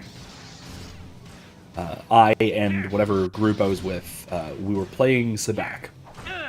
And this was together as part of some kind of a group. I was with, I don't know, I was with player characters and NPCs or something along those lines.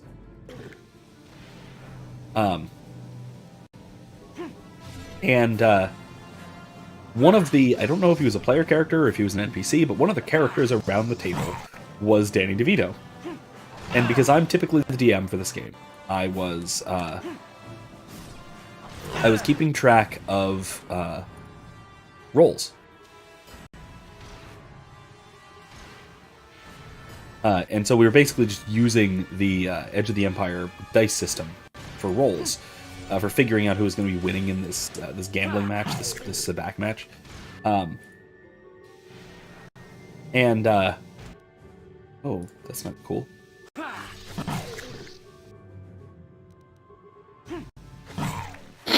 So basically, how the system works, if you're not familiar with it or haven't played it, it's a bit different. It's strange. There's a bunch of different shaped dice with unique faces. They all have different numbers of successes and failures on them. They're ordinary shaped dice. So there's basically D6s, D4, or D6s, D8s, D12s, and a D100. But the 6s, 8s, and 12s have different faces. They don't have the normal like 1 through N, whatever dice shape it is. Instead, they have certain numbers of successes or none. They always have the option of having 0 successes on them, so they're just a blank face. And so what we were doing, basically, because I was in the game, but I was also seeing the rolls because it's a dream. Danny DeVito, or Danny DeVito's character, I don't know which, we kept losing because the dealer was cheating, apparently.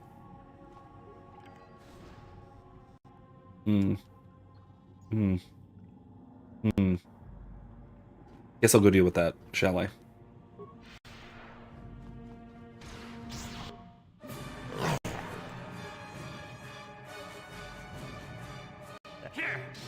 Oh, I haven't talked about Curse of Strahd yet. I will.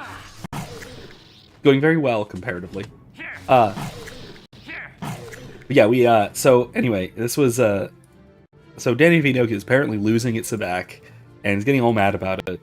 And so one of his rolls, he rolls for this hand, and he has a big old hand, because so the number of dice you roll depends on your skill level and things like that. He had a bunch of dice, so apparently he was just, like, he'd maxed out his gambling, or skullduggery, I guess. And so he rolls, and just by almost impossible circumstance, this is possible, but it's very unlikely, just due to mathematics, he gets all 0s. He gets nothing.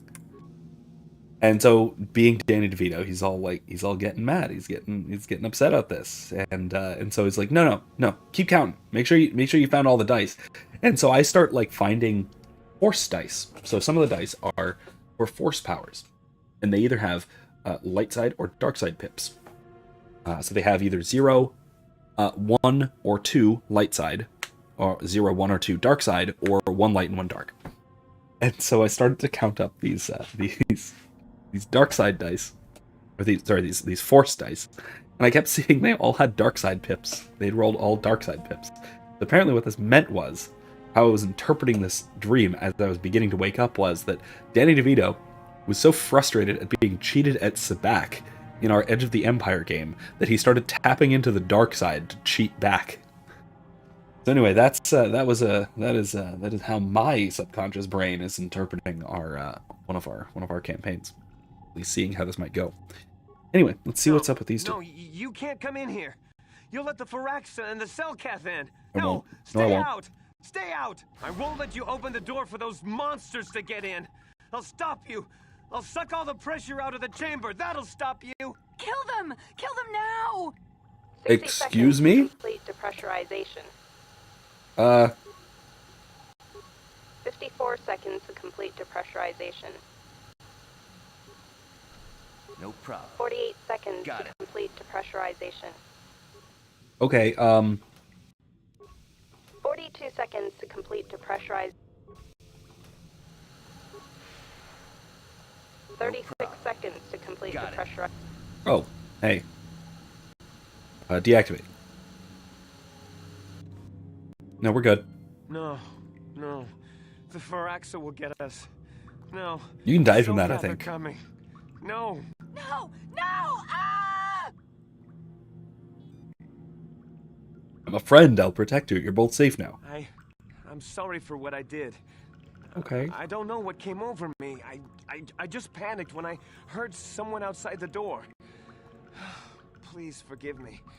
I'm just so scared. We're both just scared. When the Selkath went crazy, I thought everyone else except me and Sammy went mad. You went a little People mad. outside the station when it happened. The Firax and sharks just tore them apart. It was like they were frenzied. The next thing we knew, our Selkath researchers started screaming and clawing at everything around them. My team was torn apart and eaten before my eyes. Sammy and me, I thought we were the only ones left. We heard the Selkath outside the doors every once in a while, and strange noises echoing through the base. We thought everyone was dead or insane. I must have been hysterical. I don't know what I can say. I truly apologize for the horrible mistake I was making. I'm Kono Nolan, and this Okay. is Sammy. We were scientists working here on the Harakard Rift project. I know that voice. I think that's the smuggler voice from SOTOR. It's also... Oh gosh, what is his name? Can't remember the voice actor's name. Because I also think it's the guy who was the main character in a couple of the Robotech games. Based on the anime. Good games. Good anime, too. So, we also recently started a Curse of Strahd game. Properly this time, actually starting it with Curse of Strahd. We're partway through Death House. No one's died yet. I'm shocked. Utterly. Yet. It could happen. It probably will.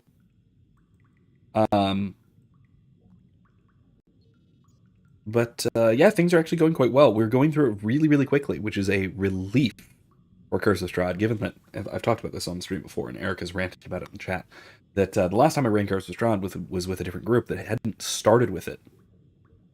Started outside and then it became a plot development. I was expecting it to be like, a few months long, and then we would resolve it inside a year. Instead, it took us well over 2 years and didn't wind up finishing by the time my computer crashed, and I didn't want to put in the effort to try and reconstruct the thing, because it would have been a lot of work. And so we stopped. Because man, it was dragging. It was a problem. But this one, it looks like we're actually getting through things pretty quickly. So let's see. What was the Republic doing here? We had a secret agreement with the moderates in the Selkath government. They knew that Manaan could not survive independently if the Sith were victorious. Those thugs would wipe out the whole damn planet just to get at the Kolto. So the Republic approached them about making this secret installation to harvest more Kolto, where the Sith couldn't see us. But all that went horribly, horribly wrong. What happened? We don't know. Not for sure. The work teams were outside in the rift, near the vent. Then there was this rumbling, and my head felt like it was splitting open. This monster rose up from the rift. It was a Firaxis shark, I think. Bigger than anything I'd ever seen before. Bigger than our submersibles. It was like it was screaming inside my head.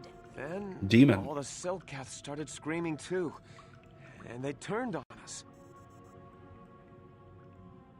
It was protecting something?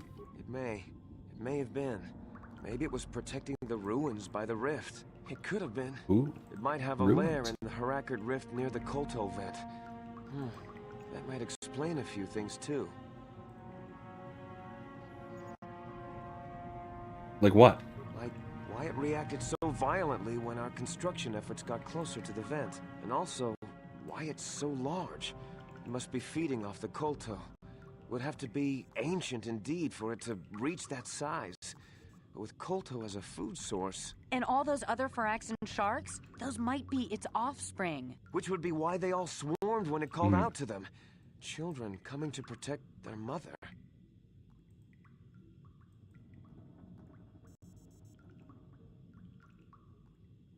Where is this monster Firaxan now? I don't know. It must still be out there. Out there, waiting for us. So what can I do about it? The Firaxan sharks have always been a serious problem. We had some blasters and projectile cannons to defend against them, but they still got some of our workers from time to time. We were working on a soluble chemical compound that would drive them away. Something that smelled or tasted repulsive to them, but we never got it working right. Oh, I think not. Even flawed like it is, it should be ideal for this situation. No, it's not working right. You don't know what it'll do. What does the compound do? The repellent we made was supposed to drive Firaxan sharks away, but we never got very far in its development. The one we tested instead was violently toxic to them, rupturing their outer skin in seconds and preventing them from drawing oxygen from the water by clogging their intakes. Which is exactly what we need in this situation. Something to kill that monster shark that destroyed our station. But we don't know how else the chemical reacts. We only tried it in a controlled environment. In the open ocean, who knows what it could do? It could even affect the Kolto. We know exactly what it'll do. It'll kill the shark. That's what we designed it to do. What else could I do? You don't need to do anything else. We have a canister of the toxin here right now. We were working on it before the giant Firaxan drove all the Selkath insane. All you need to do is insert it into the main Kolto harvester and have it vented. Get away as soon as you can. We don't know how much worse it'll affect the giant Firaxan shark. What other choice do I have, though? Well, the monster seems to have been driven out by the machinery we installed at the edge of the rift. We've seen it out there on the cameras, bashing itself against the machines. I think if you could destroy the machinery we installed, the shark would calm down and retreat back into its lair inside the rift. How would I do that? You can reprogram the harvesting machines to overpressure their self-oxidizing fuel so that the fuel tank canisters will rupture and the entire machine will destroy itself. The hydrolium gas we use is a gas at 1 to 3 million Sangin, a liquid at about 4 million Sangin, and a solid above that. When it's a liquid, it's very explosive. Okay, if you 4 inject million. enough of the hydrolium gas into the tank, the pressure will be so great that it'll turn to liquid form and start a chain reaction inside the machine. But we'll lose everything we've built here. All those years of work. It's better than whatever your chemical will do to the water. Well, yeah. Yeah, the Republic also canceled this project. They'll try and destroy the harvesting machine. Good. Destroying the machinery will be better in the long run. We can't risk damaging the environment or the Kolto. You'll have to break into the computer on the harvesting machine and fiddle with the fuel injectors to get the tank pressure up to the point where the hydrolium will liquidize. Once the machinery is gone, the shark should leave. That won't work and you know it. We have to vent the toxin from the harvesting machine. Once the shark is dead, we can get back to mining the Kolto. You know what you have to do. I just hope you make the right choice. Okay. I will, don't worry. Yeah, I am going to definitely destroy the thing because, first of all, the Republic already shut this down. This program is done. So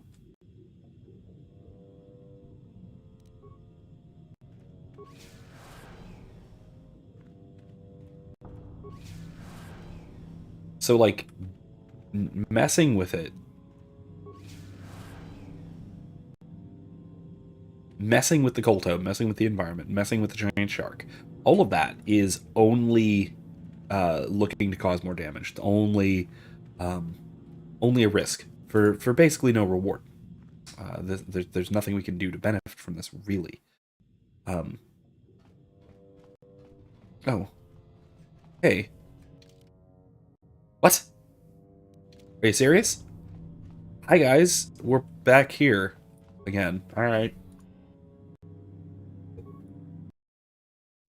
Wow, didn't expect that. All right, let's go. Well, that's very close by on this side. Wish I'd just done that. Oh well, it's fine. And so I was saying, it's since, especially given that the Republic has basically already shut down the operation.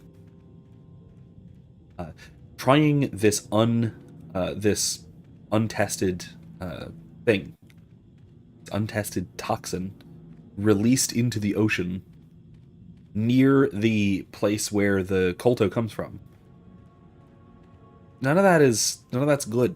None of that is wise. This seems very stupid. All right, I'm gonna hold on. Save real quick.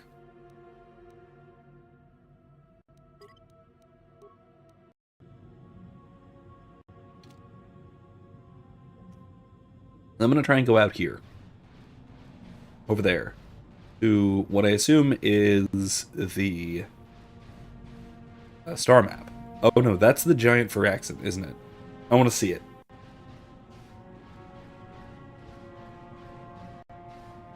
Wow, that thing's terrifying.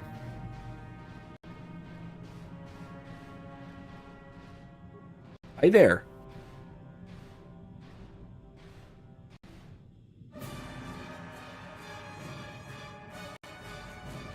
I'm gonna get eaten, aren't I? Yep. Okay. Straight to the load screen. Oh my god. All right. All right. All right. All right. Listen. Okay.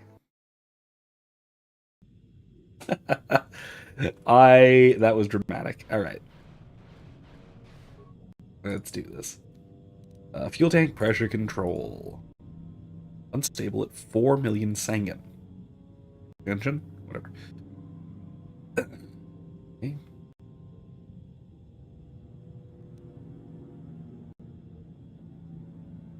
Injector pod at 0.3. Container pod at 0.5. Fill injector pod. Injector pod at 3. Container pod at 0. Transfer to the container.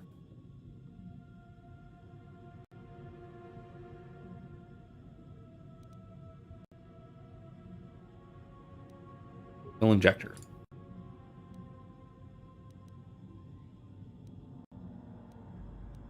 For injector to container. 5 of 5. Dump container. Transfer. Gets at 1. Fill injector at 3. Transfer. Okay, we overloaded it. Malfunction. Awesome. I love these puzzles. These are fun puzzles. Basically the numerical puzzle, trying to get the number between X and Y with certain additions and things. Whoa, that was a heck of a... Wow, okay. That's it, though? There's a lot more machinery than that.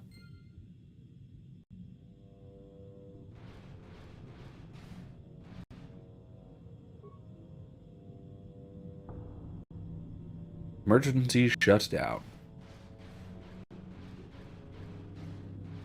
Alright. What about the Sea Beast? Hello, Sea Beast. Where have you gone? Greetings, Mr. Big Sea Beast. I see you. I see you.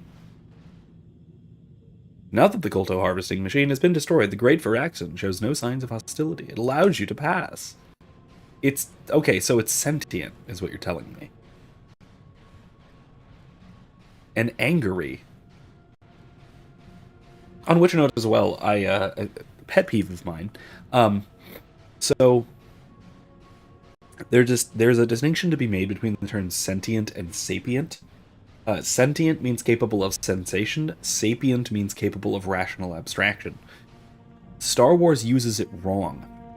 It uses sentient to mean sapient. And this is why, I think, this is probably where this started, why we tend to refer to sapience as sentience. We culturally tend to just misuse the terms.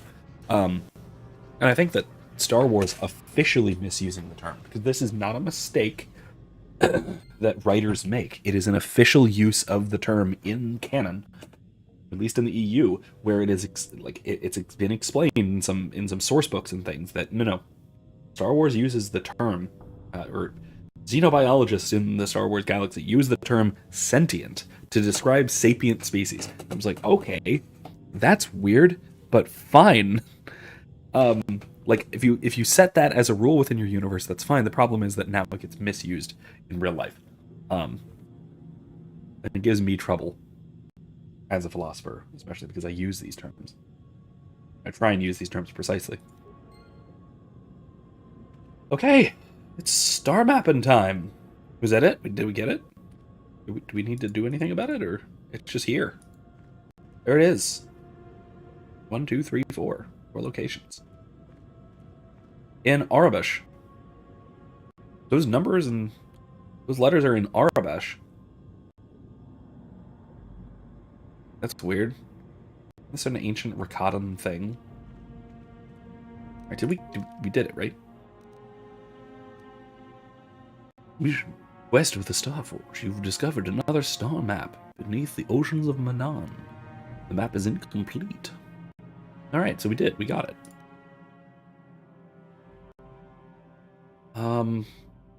Yeah, alright.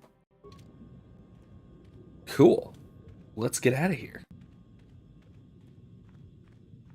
Goodbye, Sea Beast. I leave your home in peace.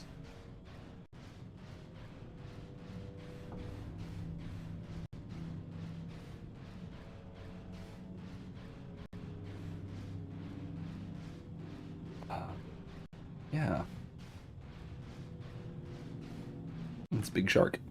Sorry for, killing your children with my sonic cannon, but, you know, they kind of tried to eat me. Anyway. Alright, let's go. The long, slow walk back. Sorry about all that. I am... like I said, I'm still at less than 100% as far as not being sick goes. Wait, this one or no, that one? That's the... wait, no, we gotta pick up those two first.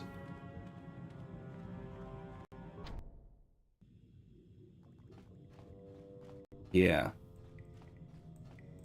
We saw what you did out there on the cameras. Destroying the machinery was the right thing to do for everyone. That creature, the giant Viraxen shark, the guardian of the Kolto or whatever it was, seems to have calmed down a lot. It may even be safe to go outside now, but we'll stay here and wait for the Republic rescue crews. Thank you for not making a huge mistake. Okay. What do you think?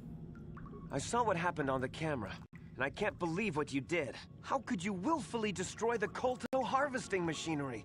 That'll set us back years. I'll have you know that when we get back to the surface, I'll have the Republic do a full inquiry into your actions. Now go back to the surface and get the Republic to send a real rescue team down for us. I literally did exactly what the Republic asked me to, so I don't know what more you want. Alright, we gotta go see if we can find Mr. Stuck in a Locker Man on our way out. And then get back to the surface. Also, we did all of this without blowing up the facility. I totally thought we were going to blow up the facility. I misremembered this. I knew we blew something up, but I guess it was only the Kolto machine, the mining equipment, and it wasn't the whole facility. Like, I could have sworn we blew up the whole facility. I thought that was part of the thing. Everyone's here.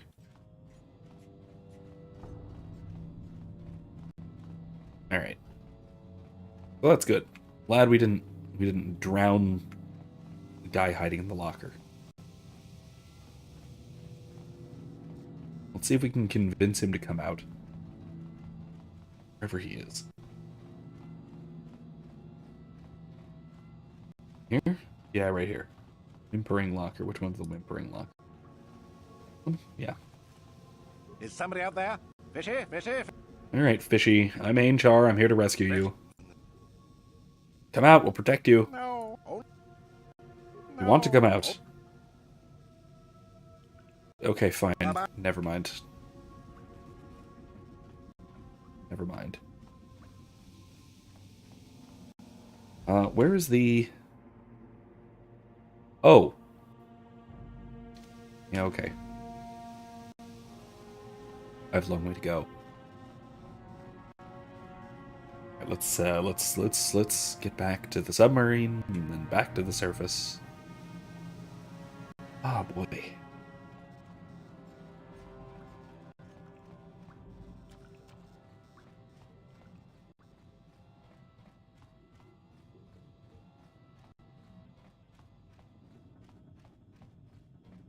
Anyway, I do also look forward to thinking back to discussing Roe v. Wade and the Dobbs case overturning Roe v. Wade and that sort of thing. I was thinking as well of what this will change in terms of the political climate. I think it's a positive change, hopefully, but I have things to be cautious about. Use the submersible. Let's go back up to Otto City. I think that, on the one hand, that this will, because it moves the issue to the state level, to the state and local. The state and local level, even. Part of what that might mean is that all of the efforts that have gone into the pro-life movement, broadly speaking, at the national level, can be localized. Unfortunately, that comes with distributed, that comes with sort of thinning out resources to some degree. But at the same time, it does mean that a lot of this can be done at a more local level, and therefore can be done more efficiently. You can actually have states with reasonable anti-murder laws, let's say.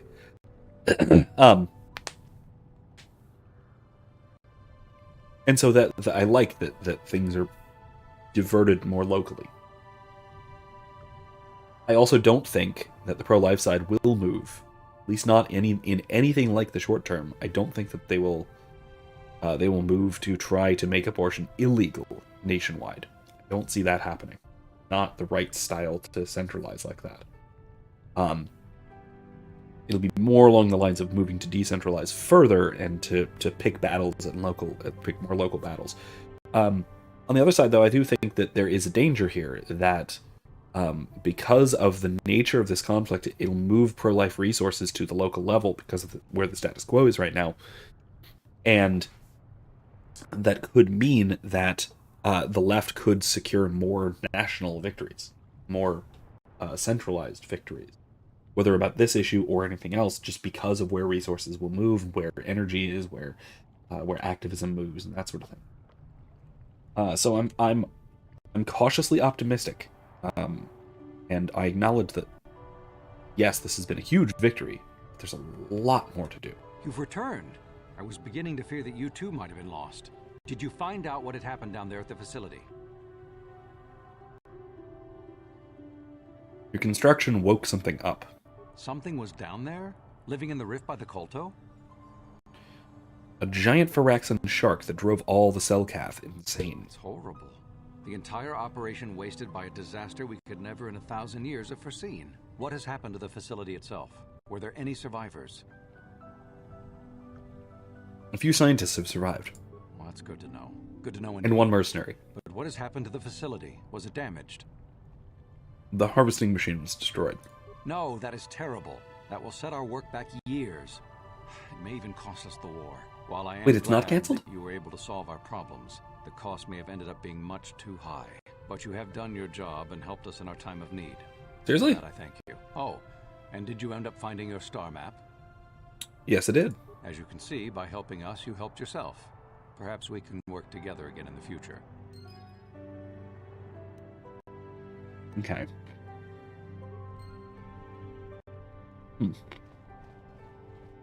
Well, alright.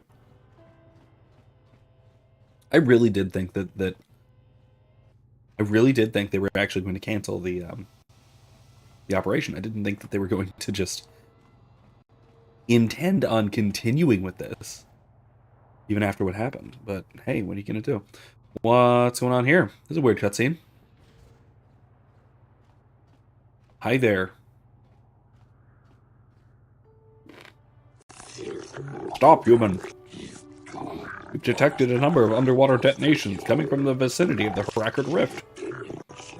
You have been known to have asked questions about this, and our spy monitors in the Republic Embassy recorded you leaving in a submersible that descended to the Frackard Rift. You will come with us immediately to answer for your actions, or you'll be forced to take you by force. Or we'll be forced to take you by force, okay. I haven't done anything. It will be for us to decide, human. Wait. What's the use of a secret submersible if they can just see it go? But if they can do that, the whole system could silence. This is not for outsiders to hear. Well, human, you find yourself in a most difficult situation. A Frackard Rift is the most precious resource on Manaan, and anything that threatens it or the Kolto it produces threatens our entire species. You will not tolerate threats to our neutrality, our existence, and our way of life. As much as we admire your republic and your order in particular, I believe you will have a hard time explaining your role in this incident adequately. We have determined that you are responsible for the detonations that occurred near the Frackard Rift. We demand to know what occurred down there. If the Republic has broken its neutrality treaty with us, the repercussions shall be grave indeed. What have you done to the rift?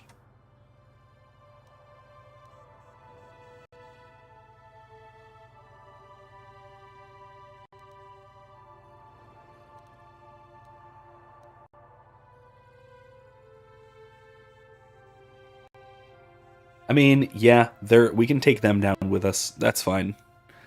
The explosions were at the research station both of our governments set up there. Research station? What are you talking about? Don't try to lie to us, human. We know of this. What? It will be discussed later. Cannot be kept silent. The council will hear nothing of this. You will keep your silence to be ejected from the court. But we cannot. Silence.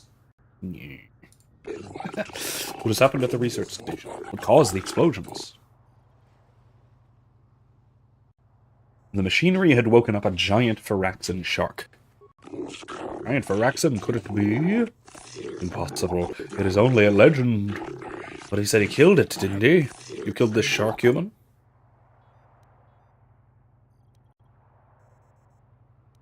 I destroyed the machinery to save it. The progenitor. It must have been. Be quiet. That is merely a myth, not fit for outsiders to hear. But if it was the life-bringer, the ancestor of our species, think of what this could mean. It was always laid there, perhaps the Kolto. Enough. Off-worlders are not to hear such things. But he said he saved it. He destroyed the harvesters to save it. Indeed, this casts your actions in a new light, human. This, I believe, will require more thought, both on your actions and on what we must do in response. The court will adjourn while we deliberate. We've reviewed your actions and the situation, human. We thank you for the destruction of the machinery and saving the giant Phyraxan, which we believe is the source of our Kolto, or at least its guardian. We will not detain you any longer. While we cannot show our gratitude overtly, know that you have earned our respect. This trial is now over. Bring in the dancing lobsters. Cool. Alright. Great.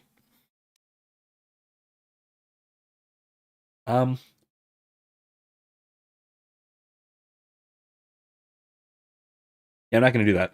I'm going to go back and see if I can fix HK-47 on the way to Korriban. And we'll start doing... Oh, wait. No, there's a thing we have to do before Korriban. We better do that tonight. Yeah. It's stuck.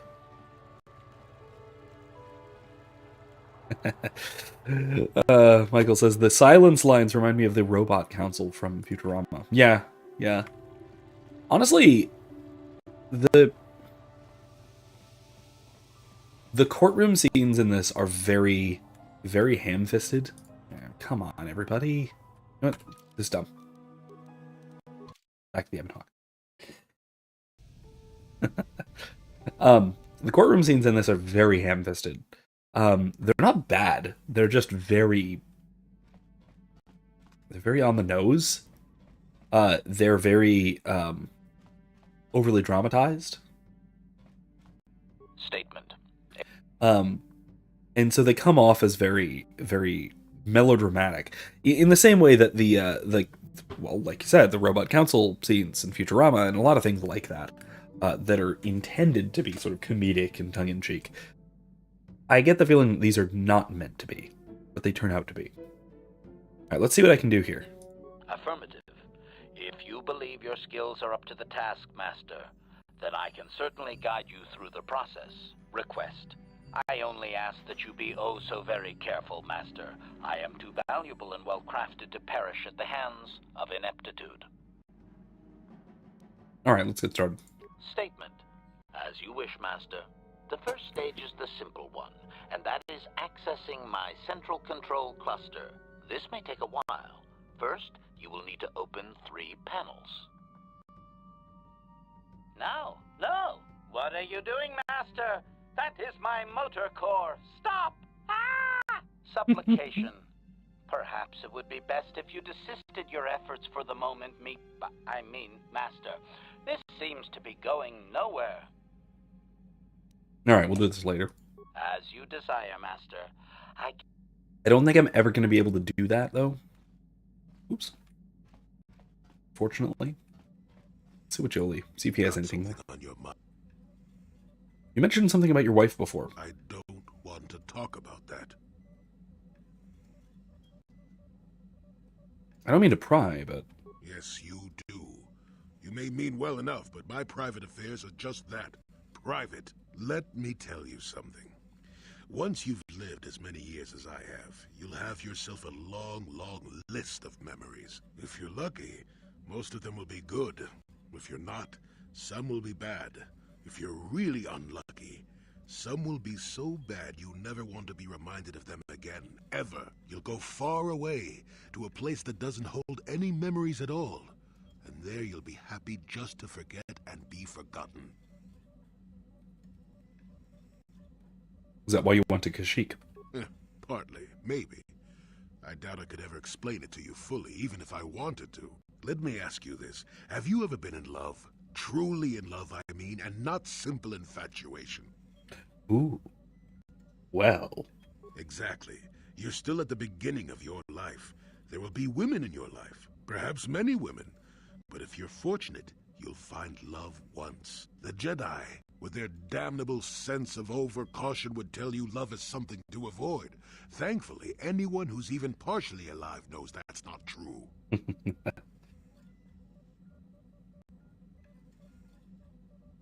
That's what I've always thought. Love doesn't lead to the dark side. Passion can lead to rage and fear, and can be controlled. But passion is not the same thing as love. Controlling your passions while being in love, that's what they should teach you to beware. But love itself will save you, not condemn you. Listen to me go on as if I had all the answers. What do I know of love anymore? I'm just a lonely old man who's not even a Jedi. this is like really, really crucial to a central plot point in this game. So I'm glad we got through this conversation. Um, anyway, yeah, this will come up next. It's eventually this will come up.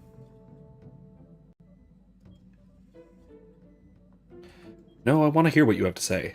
You do you? I wouldn't listen too closely. I'm no authority on anything. I just think that the greatest things in life shouldn't be avoided because they come with a few complications. Love causes pain, certainly. Inevitably, love is going to lead to as much sorrow and regret as it does joy. I suppose there are perfect eternal loves out there, but I haven't seen any. And how do you deal with the bad part of love is what determines your character. What determines the dark side's hold over you. I wouldn't say that exactly. I would not say that it brings as much sorrow as it does joy. I would say that it brings sorrow alongside joy. That the two come together. That this is actually something noted by a lot of the ancient philosophers, going back to Plato, and especially emphasized by the Stoics, is that most of the pleasures we have in life are mixed. Particularly the pleasures of the lower parts of ourselves, the desires and the passions. That is distinct from the pleasures of the intellect, of reason, which are unmixed, which are purely positive, not as intense, but have no negative component to them. The pleasures of knowledge, of wisdom, of discovery. This is where I think the Jedi philosophy, this part of the Jedi philosophy, comes from. Percolated through tons and tons of intermediaries, but this is a central key to this, is the idea that that to avoid the negative parts of life, you can pursue those goods and those pleasures which are unmixed, which are pure, which have no intrinsic negative component. But it's also worth noting that those are not the strongest, not the most significant, not the most intense goods, pleasures, or goods in general. And that knowing how to deal with the negative aspects, especially when they are properly mixed, not oscillating, because the goods of, say, eating and drinking oscillate between hunger and satiation, or between drunkenness and hangover, is a great example that Plato uses a lot. But that's not necessarily the case with all of these. Sometimes they are simply mixed, that there are good things that bring about and take with them certain bad things. And dealing with those bad things, minimizing them, and integrating them properly, because we all will have them necessarily. We can't simply avoid the goods of the lower parts of ourselves. The dealing with that and integrating it and making it subservient to the higher goods that we pursue, that is a proper way of integrating the self, balancing oneself.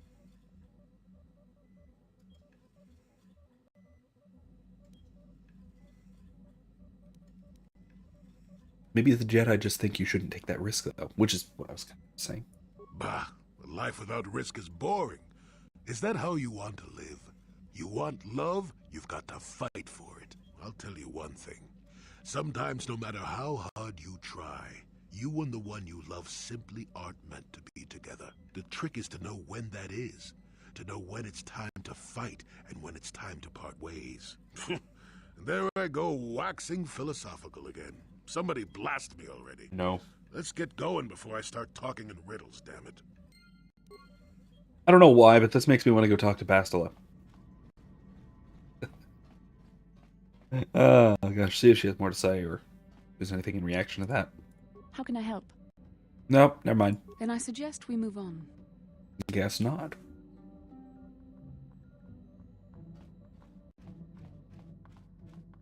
Let's see about Johanny. Yes. Something wrong. I have been bothered by something of late. What is it? I never told you where I came from, did I? Where I grew up as a child? I suppose I was trying to deny what I was feeling. Are you hitting on me? You self-centered fool. To think that I would desire to mate with one such as you, should that even be possible. You are the center of the universe. What does it matter if my homeworld was wiped out by your actions? Who cares if it is because of you that everyone I knew as a child is dead? You mean... Wait a minute. What? Okay, so first of all, she got really mad at that. And that was understandable. But, I mean... Taris. It was Taris that the Sith destroyed to try to kill you and your precious Bastilla. Taris, my homeworld.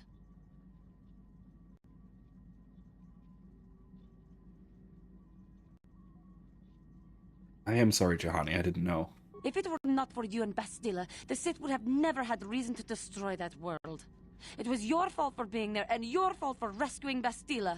Without your intervention, the Sith would have had no cause to lay waste to my childhood. Just let me vent my anger. I need someone to blame. Something. Okay. Anything. I hated that world. Yet everything I learned as a child, I learned there. It is as much a part of me as the air I breathe. I have this ache inside me, where all my childhood memories lay, and I find your face there with them. If it was not for you, that world would still exist.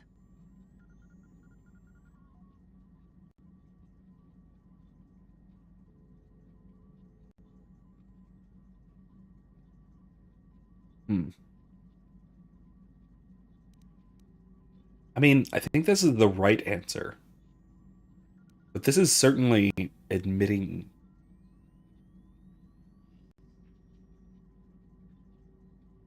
Saying there's no way to prevent it, there was no way to prevent it, is not technically true. He did what he had to do in terms of...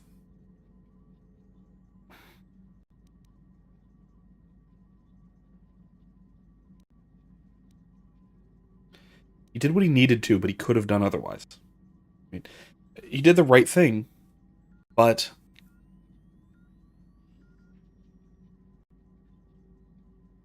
the right thing had unforeseeable consequences due to someone else's evil actions.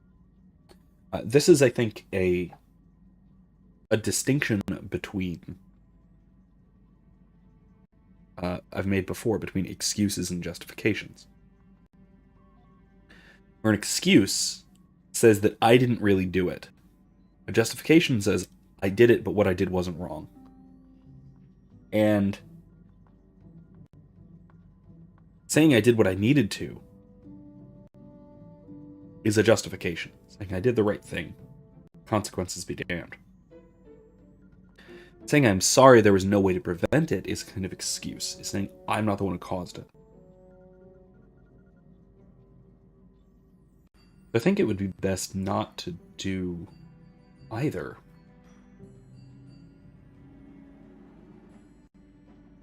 Excuse me. But I think looking forward with this is the right way to go, because she is extremely angry about this, understandably, but the anger is certainly, first of all, mistargeted, and then also may lead her to a very dark place. There is no emotion. There is peace. I suppose you did what you had to, and it could not have been avoided. The Republic needs you, and Bastilla maybe needs you more than it needed Taris. But it is so hard to lose your entire past. You would not understand. It'll be alright, Juhani. Yes, I suppose it will. As long as we remain focused on our task, it will. I am sorry. I will try not to distract you in the future with my trivial experiences. We should stop for now.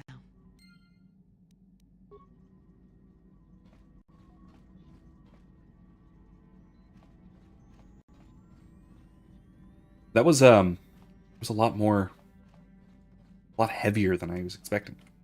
Yeah, what do you want? Have any more war stories? I don't have as many strange stories like the last one I told you, but I do have a couple about me and the stuff I've The done. Yuzhan Vong one, In one that is. battle above the world of Althir, My unit managed to defeat a force of Altheri 10 times our own size. That battle gained me command of an entire subsect of my clan. All right, tell me the story. For 5 days, they had managed to hold off our forces, keeping us to the outer rings of their world, preventing us from attacking it directly. My task was to assault one of their flanks with a false attack. The Altheri would be drawn out by the units I had sent in. Once they had surrounded those units, the bulk of my forces would attack from the rear and defeat them in detail. Nice. They didn't seem too bright. It's actually good strategy. They weren't stupid. Stupid races don't make starships and weapons of mass destruction. But they weren't masters of the arts of war as the Mandalorians are. Things didn't go as I had planned. I saw an opening, a mistake they had made in the disposition of their forces, and took it. While fending off our main force, they had let their fleet split in two. The center of their entire fleet was left exposed. I turned my forces and assaulted the center of their fleet, decimating them. You disobeyed your orders? This is a chance given to a warrior once or twice in a lifetime.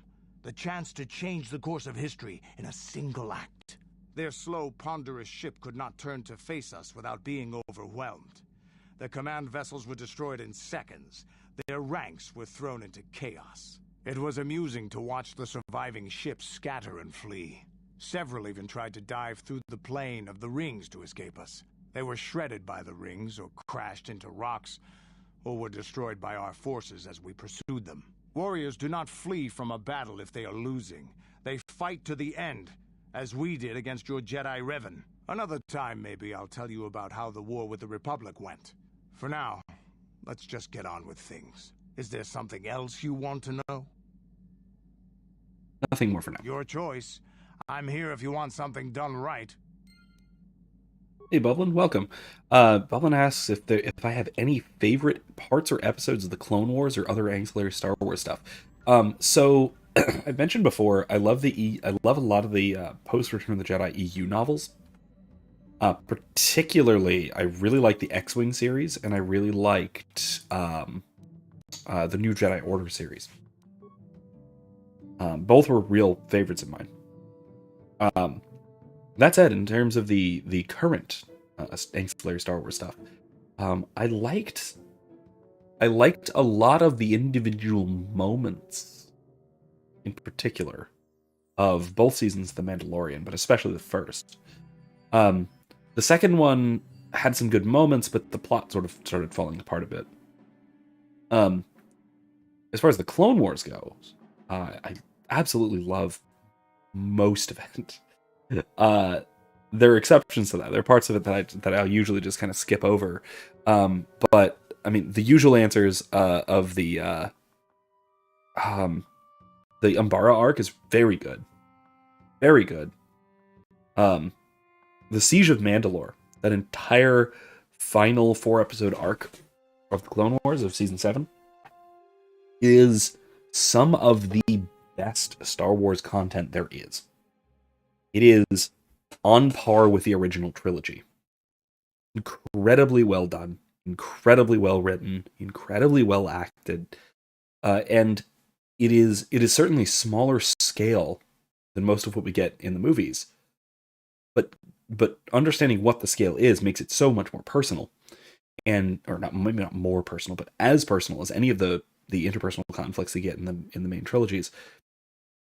It's so spectacular, and like you said, it makes episode 3 better retrospectively, because you're seeing what's going on at exactly the same time, at the same time that you see that interplay between Yoda and Sidious, between Obi-Wan and Anakin. You know that same thing is happening with now everywhere across the galaxy, but in particular, there you get this glimpse into Ahsoka and Maul. Throw Rex in there, throw Jesse in there, or put those two against each other, Rex and Jesse. You get more of those little glimpses into the deep, terrible interpersonal conflicts of Order 66, and you get to see, and you see this in the Fives arc too, in the previous season. that the clones were some of the worst victims of Palpatine. We need to do anything on any of these, or are we going straight to Korriban? That's it. Some of the other ones. I mean, everybody talks about the Siege of Mandalore. Everybody talks about the Fives arc. Everybody talks about Umbara.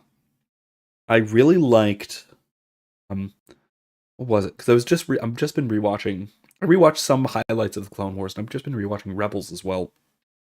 And man, I remember the first season kind of being a low point in Rebels. It was not. I just rewatched it and partway through season 2. It's actually very good. I really liked a lot of season 1.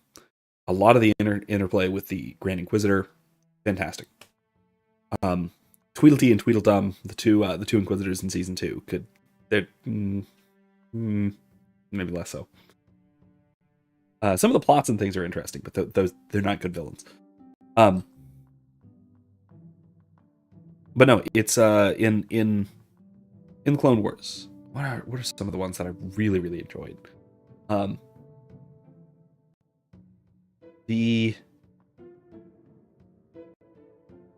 was it? Oh, that's right. The Camino arc. The Domino Squad. The arc with Domino Squad, where they start off as cadets and have a couple of episodes as cadets. Then they're on Rishi. And then they eventually, when they're recalled to Camino as ARC troopers, and they kind of come back and meet 99. Man, that was so good. That was such a great arc for these minor little characters. It plays out of order in the series, so you either have to just kind of know who you're looking at, and kind of think it through that way, or my way. Whenever I watch the Clone Wars, I always watch it chronologically. That was really good. The Domino Squad arc. That one gets talked about a lot less. It's a lot less good credit than some of the big name ones like Umbara, like the Siege of Mandalore. What was the other ones? There were some of the other arcs that are absolutely worth watching. If you're on a rewatch.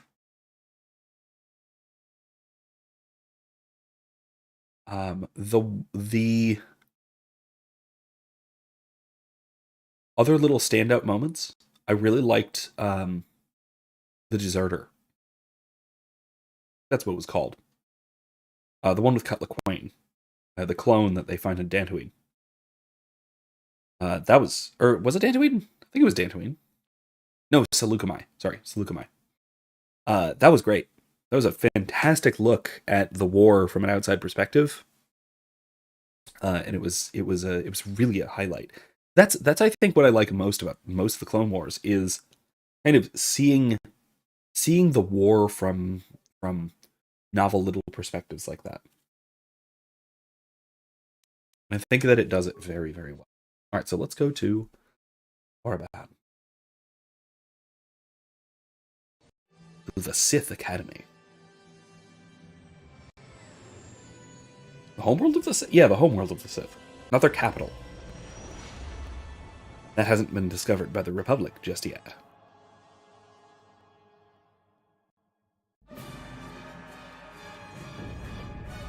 Uh-oh. What happened? What's going on? Sith interdictor ship. They must have been waiting for us on the hyperspace route. We're caught in their tractor beam. Do you recognize the ship? It's the Leviathan. Saul Kareth's vessel. My old mentor.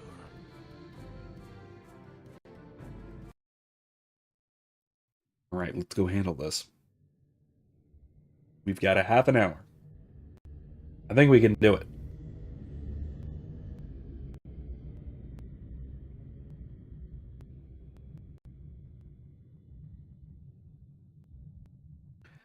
I kind of hate that ship design, by the way. The so much negative space, like down the center, like a. Admiral Kareth taught me everything I know about being a soldier. He was a legend in the Republic fleet, and a hero to me until he betrayed us. When the Sith attacked my homeworld, the Leviathan, which is Saul Kareth's flagship, was at the head of the fleet.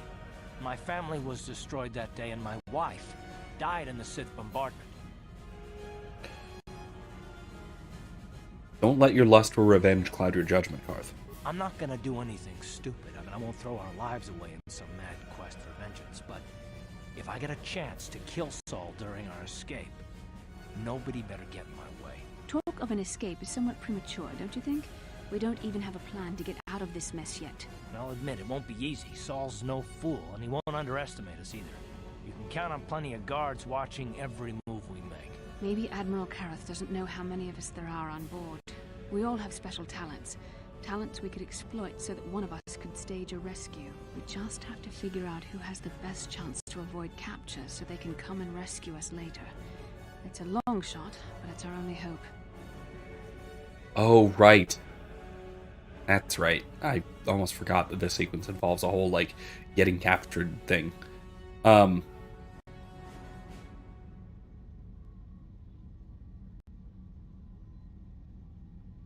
Okay. So what's going on in the story here? I think I think it does a pretty good job of explaining right here. We're basically getting caught in a tractor beam by the Sith, by one of the Sith flagships, big interdictor cruiser. And we were on our way to find the final star map on Korriban, the Sith homeworld. But now there's this interlude before the final planet, whatever it is, and we have to. Yeah, I can do it. I'm confident in my ability to successfully succeed. The Admiral will be watching the three of us far too closely for any plot involving you, me, or Karth to succeed. Oh. It's going to be up to one of the others to get us out of this. Well, if we're gonna pick someone to save our skins, we better do it quick. In another minute, we're gonna have Sith troops marching up our loading ramp. Okay, I'm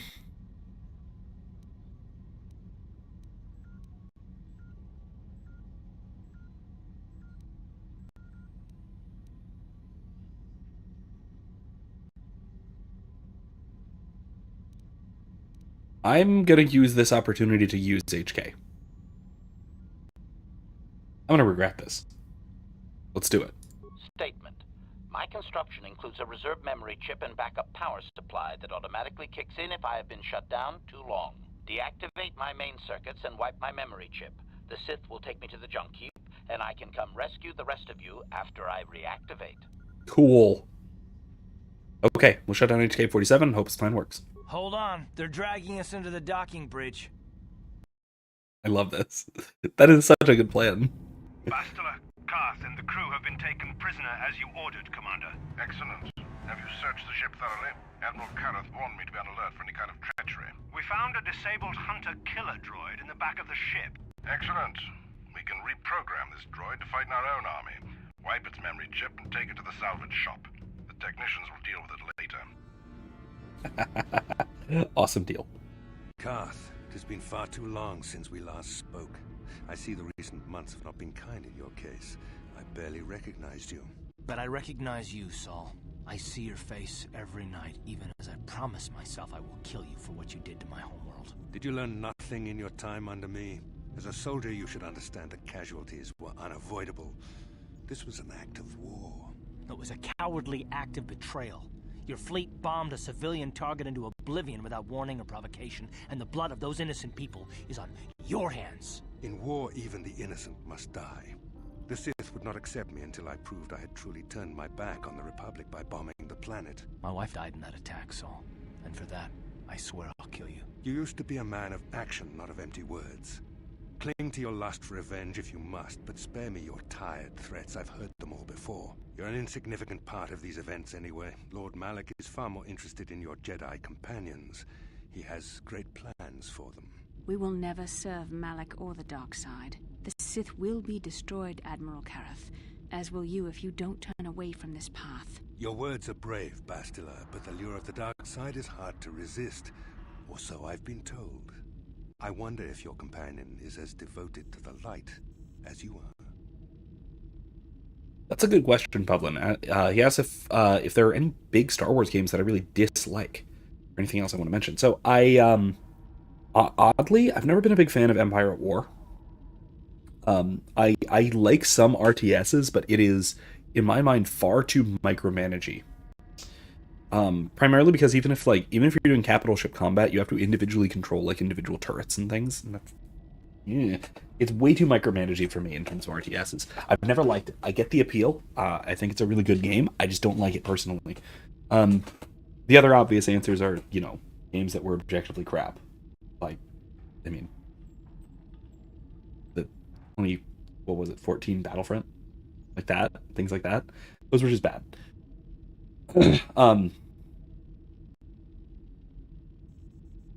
But yeah, that's the one that stands out. That is my sort of unpopular opinion when it comes to Star Wars games I didn't like so much. Wow, really? You're wasting your time, Saul. I'll never betray the Jedi. You're defiant. I'm certain Malik will find your loyalty to the Jedi amusing. The Dark Lord would probably reward me if I just killed you once and for all, but he may want to question you given the trouble you've caused him, and the history between you. History? What are you talking about? You mean... Oh, this can't be true, can it? You really don't know what's going on here, do you? Well, I won't be the one to deprive Malik of the pleasure of telling you himself. The Dark Lord will no doubt torture you for information and for his own twisted pleasure. Eventually, you will tell him everything. The Sith can be very They're dangling However, that twist Lord right in Malik front is of in us. another sector. It may be some time before he arrives, so I suppose I will have to fill in for him until then. Activate the torture fields. For some reason. Enough. I don't want them to pass out before I question them.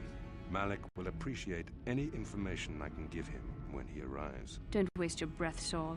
We won't answer any of your questions. I'm sure you won't. However, we both know your friend's loyalties have proven in the past to be somewhat flexible. I wasted $6 on buying Empire at War on Steam. I got the bundle that came with KOTOR 1 and 2 plus Jedi Academy 1 or Jedi Knight, Jedi Outcast, and Jedi Academy. That whole kerfuffle, that whole game series. All of the others of which are fantastic. But you're right. I never enjoyed Empire at War.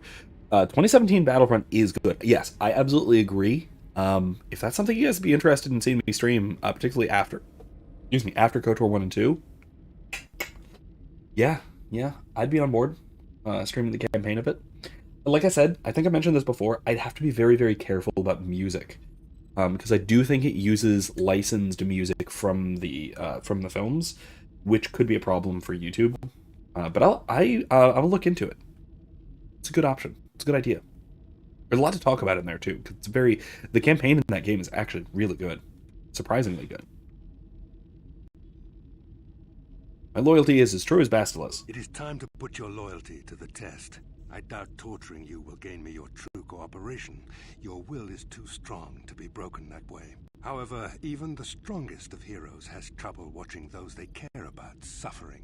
The interrogation will begin now. Each time you refuse to answer or give me a false answer, Bastila will suffer. I don't really like her anyway. No. I will not betray the Jedi Order even to save Bastila, which, by the way, is exactly the thing that she wants me to say anyway. So. My pain is meaningless. Tell him nothing. I tire of these games. Now I want answers. On what planet is the Jedi Academy at which you were trained? Alderaan. It's on Alderaan. Which is just perfect parallelism, first of all. Second of all, you know the answer to this, you dingbat. Alderaan is nothing but a planet of artisans and philosophers. There is no training academy there. You must think this is a game. Very well, this is the price of your resistance. Enough! You see what happens when you try to defy me. This first question was a test. Obviously, Malik knew the academy was on Dantooine. Okay, yeah. It has since been destroyed by our fleet. Dantooine is an empty graveyard now. Oh. Nothing is there but a smoking ruin and the charred remains of your former masters. You'll pay for this crime, Saul. You and all the Sith. More empty threats. We Sith prefer to let our actions speak for us. Perhaps that is why we are winning this war. Now, tell me your mission. How were the Jedi planning on using you to stop Lord Malik and our Sith Armada?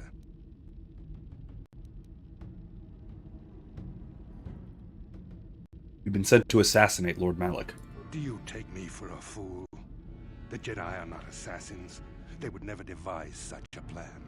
Perhaps you I mean, I am. I did try and join the General Herodon. of refusing to cooperate. No.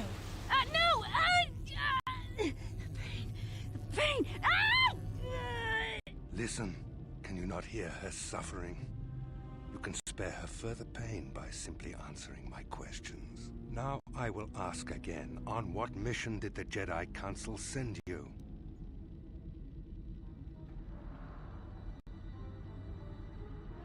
This accomplishes nothing, Saul. You will never betray the Republic. Perhaps another lesson is in order. No! No! I beg you, no! Mercy! No! I am surprised she did not pass out sooner.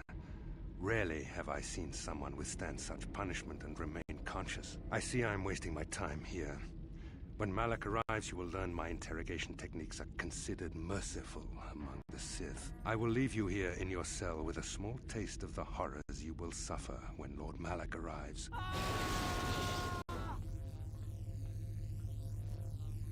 I will say the screams are not acted terribly well, but what are you going to do? Don't move too quickly. You might not be fully recovered yet. Admiral Kareth had his guards continue to torture you even after you passed out. They tortured all of us, though you got the worst of it by far. Saul wanted them to make us suffer. He's become some sort of sadistic monster. The dark side has perverted him, Karth. Once you start down the tainted path, it leads you ever further into the depths of evil. I fear he is forever lost. I hate that these are the only answers. It's like, don't worry. I want an answer of like, don't worry, we'll stab him in the head. Make Karth happy, you know? Oh, man. This is like the Metal Gear Solid 1 torture scene, but with ideas instead of button mashing. Ironically, yes. I think of Metal Gear Solid as a series about primarily ideas, but you're right, there's a lot of button mashing. No one is without hope of redemption, Bastila. Yes. I suppose you're correct. Sometimes it's easy to lose sight of that hope. Not that Saul was going to be redeemed, but you speak the truth. I suppose I'm taking the news of Dantooine's destruction quite hard. First Taurus, now the Academy. Is there no end to the killing? Maybe Admiral Kareth was lying. I'd like to believe that Saul was lying to us. But even as he said the words, I knew they were true. The Academy is gone. We should have felt a disturbance in the Force when the attack came. The fact that we did not is a bad sign. I fear the dark side is growing stronger, casting shadows our vision cannot pierce. I can only hope that some of the Jedi escaped. Rook, Bendar, Zar. I cannot imagine all of them being gone. In any case, we've lost our one place of refuge in the galaxy. None of this will matter if we don't get out of this prison before Saul gets back. I mean, yeah, Coruscant, but no, I suppose. This game alternates a lot between treating Dantooine like some little like Jedi outpost, and it being like the center of the galaxy, which it's not. I don't know. It's an artifact. It's a trouble that comes with needing to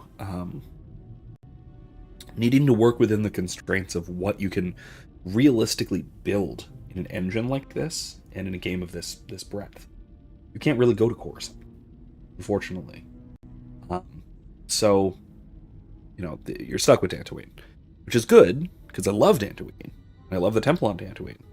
I love everything to do with the place. Dantooine's one of my favorite planets, honestly. If I were to live in the Star Wars galaxy, Dantooine would be near the top of my list of places I would want to live at almost any era. But man,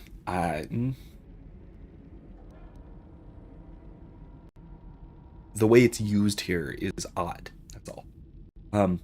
Also, on which note, Dantooine is definitely on the list of planets that our tabletop is going to be visiting for a while. Where's Saul Kareth now?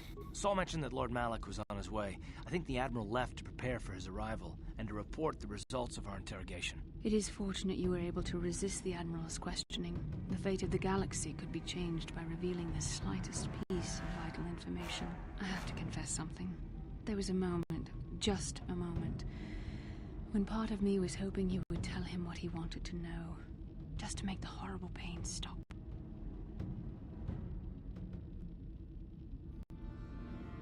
The only reason I stayed silent was to watch you suffer. What are these options? Oh my god, this is ridiculous.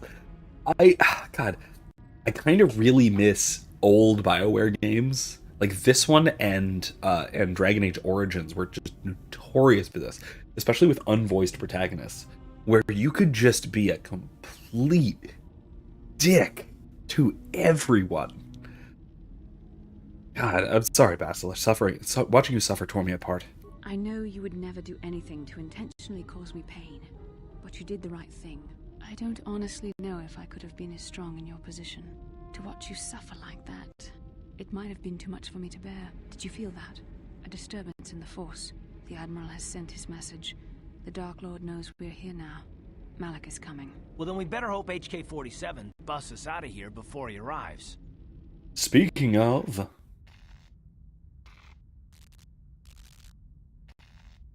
let's see. Alright, HK, quick refresh. Hi there.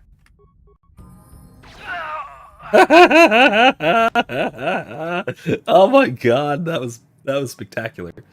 Alright, let's go up our decks, because we need to be shooty. Demolitions or... yeah, let's go demolitions.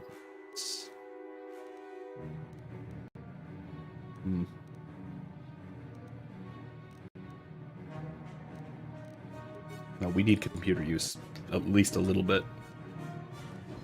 Or security. Yeah.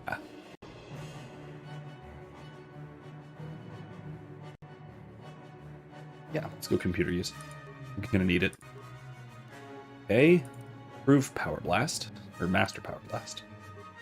Level up again. Oh my god, I haven't leveled him up in a while. Ah, jeez. Gonna need computer use.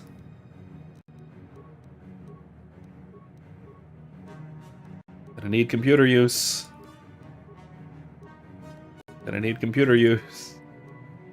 Alright, what else we got? I'm gonna be using rifles. I'm not gonna be using heavy weapons so much. Tough? No. What's it recommend? Sniper shot? Sure. Sniper shot it is. Okay, cool.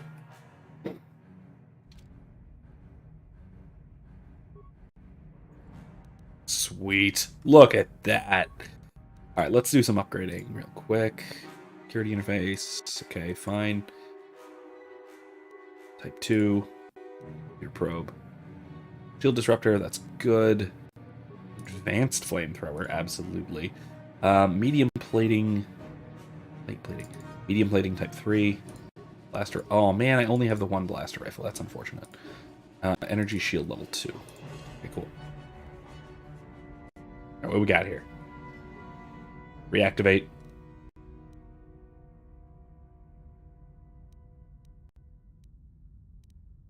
Control mode. That's it. The locker. What do we got here? Stun ray, construction kits, land drawers, extra droid kit stuff. All right. Who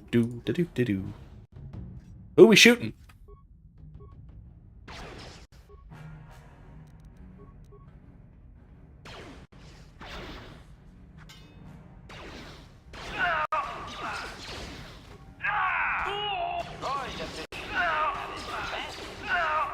Yeah, all right. HK is doing his job. All right, let's go. What's this? One more stuff.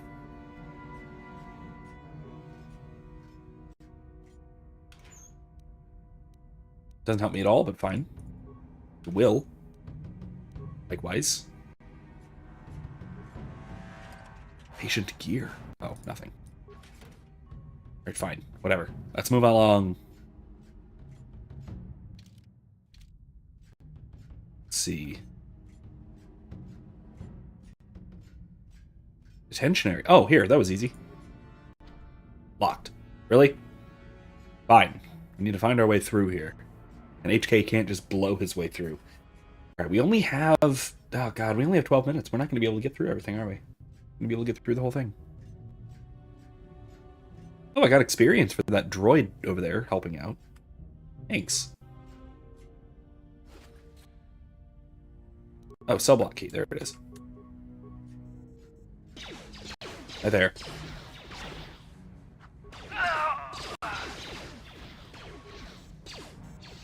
Pew! Okay, credits. Yeah, we don't have computer spikes. Darn. Wonder if we can find some.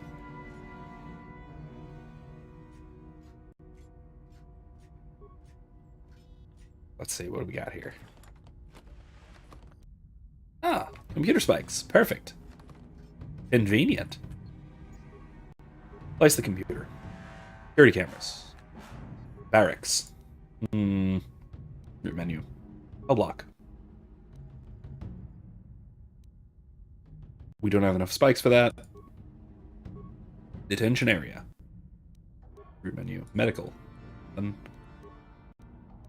maintenance. And cell block is what we need to do, I think. Sufficient spikes. Alright, root menu, system commands. Overload terminal! No. Darn. Alright, let's get area schematics at least. And then that's it. All the spikes we have. Alright, cool. This tells us where to go. Medical. Barracks. Cell block. Detention. Okay. I think our allies are in the detention area, but we should go here just in case. What are they doing here? Droid efficiency at its best. Contraband. Pressure the tech to maximum. Break it open. Really? I just can't. Droid efficiency at its best. Droid efficiency at its best. Droid efficiency. Ooh. Hazak card. And a deck? At its best. Cool.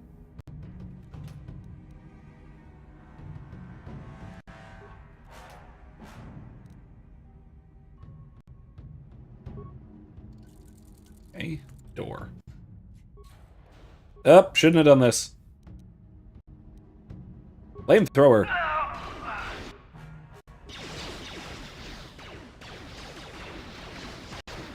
Really? I missed. Okay. Silly. Okay, good enough shot.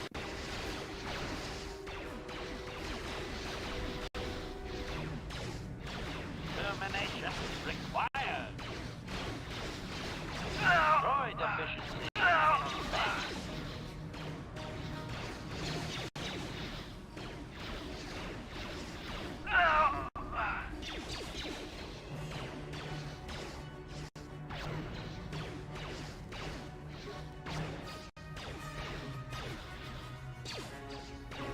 God, I can't believe I'm still missing with this. Why? No.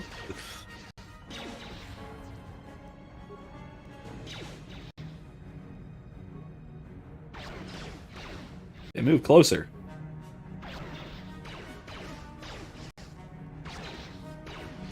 This is the downside of the RPG aspects of this game, is that it is so RNG dependent that you can just totally miss with every shot.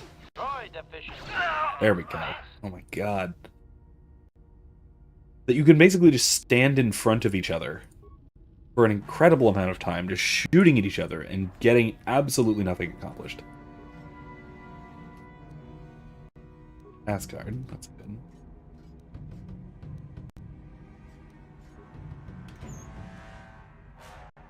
Computer spike, good. Computer spikes, good. Computer spikes and some credits. Not bad, not bad. Alright.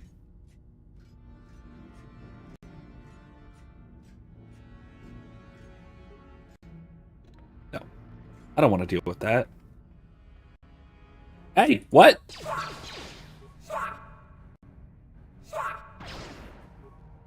Why? Really?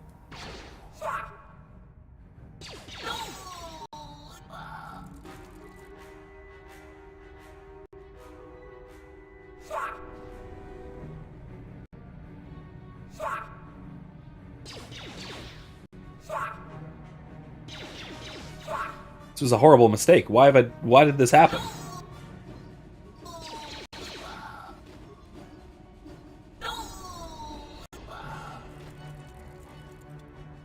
Why did I do that? There's no one in here, so this is fine. Okay, that looks actually decently comfortable for a cell. Oh, I don't want to open the cell door with the crazy Rhodians.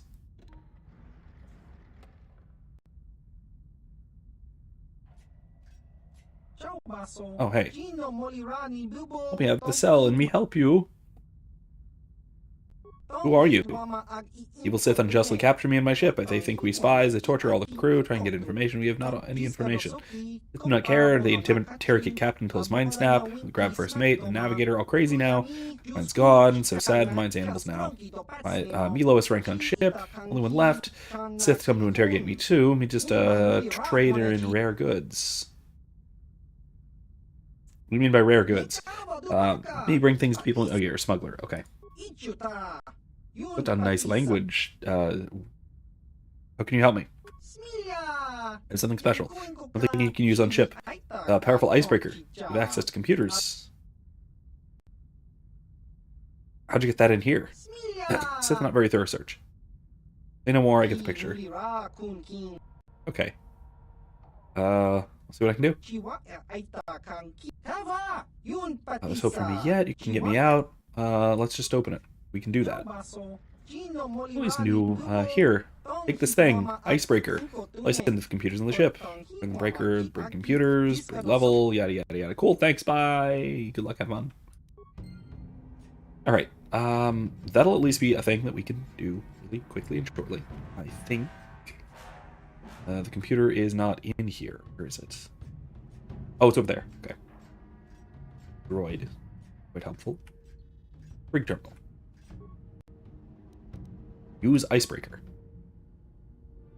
For a few moments, you see the activity on the screen. Security cameras. Nothing. Cell block. No. Detention area. Oh. Medical. Good maintenance. Oh. No. Okay. Nothing. It is exactly the same thing as before. What in the world? Oh my god, that was such a waste. Okay, fine. It says elevator. No, we want to go there. Detention. Detention level. Alright. Hopefully we can at least get to our companions before we wrap up in a few minutes.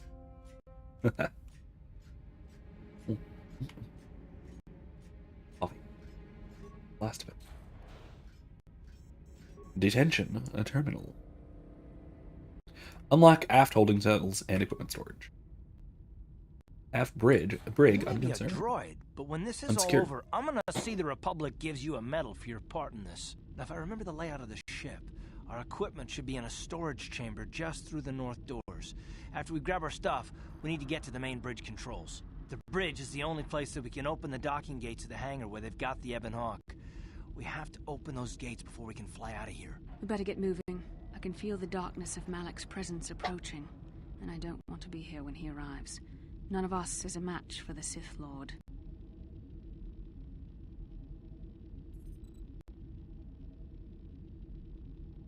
We need some type of plan. Surprise and secrecy will serve us best. A small group might have a better chance of sneaking onto the bridge undetected while the others make their way down to the Ebon Hawk. Count me in, then. I've got a score to settle with the Admiral before we get off this ship. And I have a feeling I'm gonna find him on the Leviathan's bridge. Leviathan? Alright, I'm coming too. That's a good idea. The others can get to the Ebon Hawk on their own, but Karth and I might need your help. The three of us will get our equipment and make our way to the bridge. The rest of you head down to the docking hangar where they've got the Ebon Hawk. You'll have to find a way to deal with the guards. Don't you worry about that. I know how to deal with the guards. They won't know what hit them. Good. Let's get our We'll meet you equipment. there as soon as we get those docking bay doors open. Just make sure the Hawk is ready to fly when we get there. And may the Force be with you. Let's get our equipment.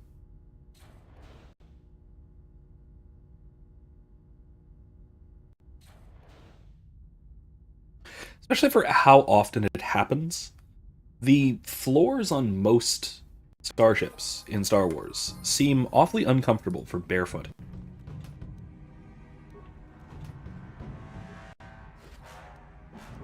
That's not it.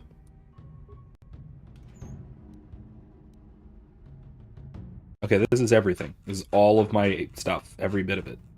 Cool. And some credits. Oh, look, they're equipped. I'm not.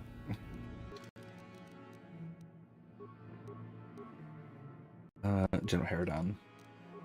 I can't use implants. I can wear this. Not Jedi robe, Jedi Master robe. Energy shield. Mandalorian melee shield. My lightsaber. Yeah, lightsaber.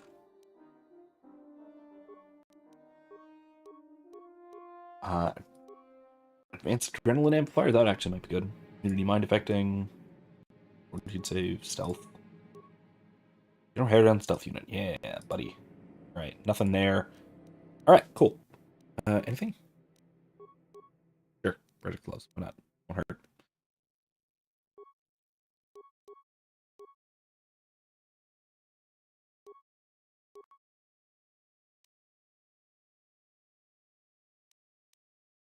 Sure.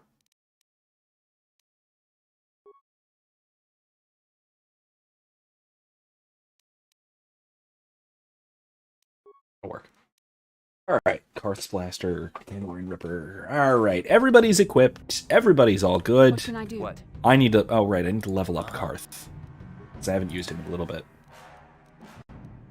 Read injury awareness.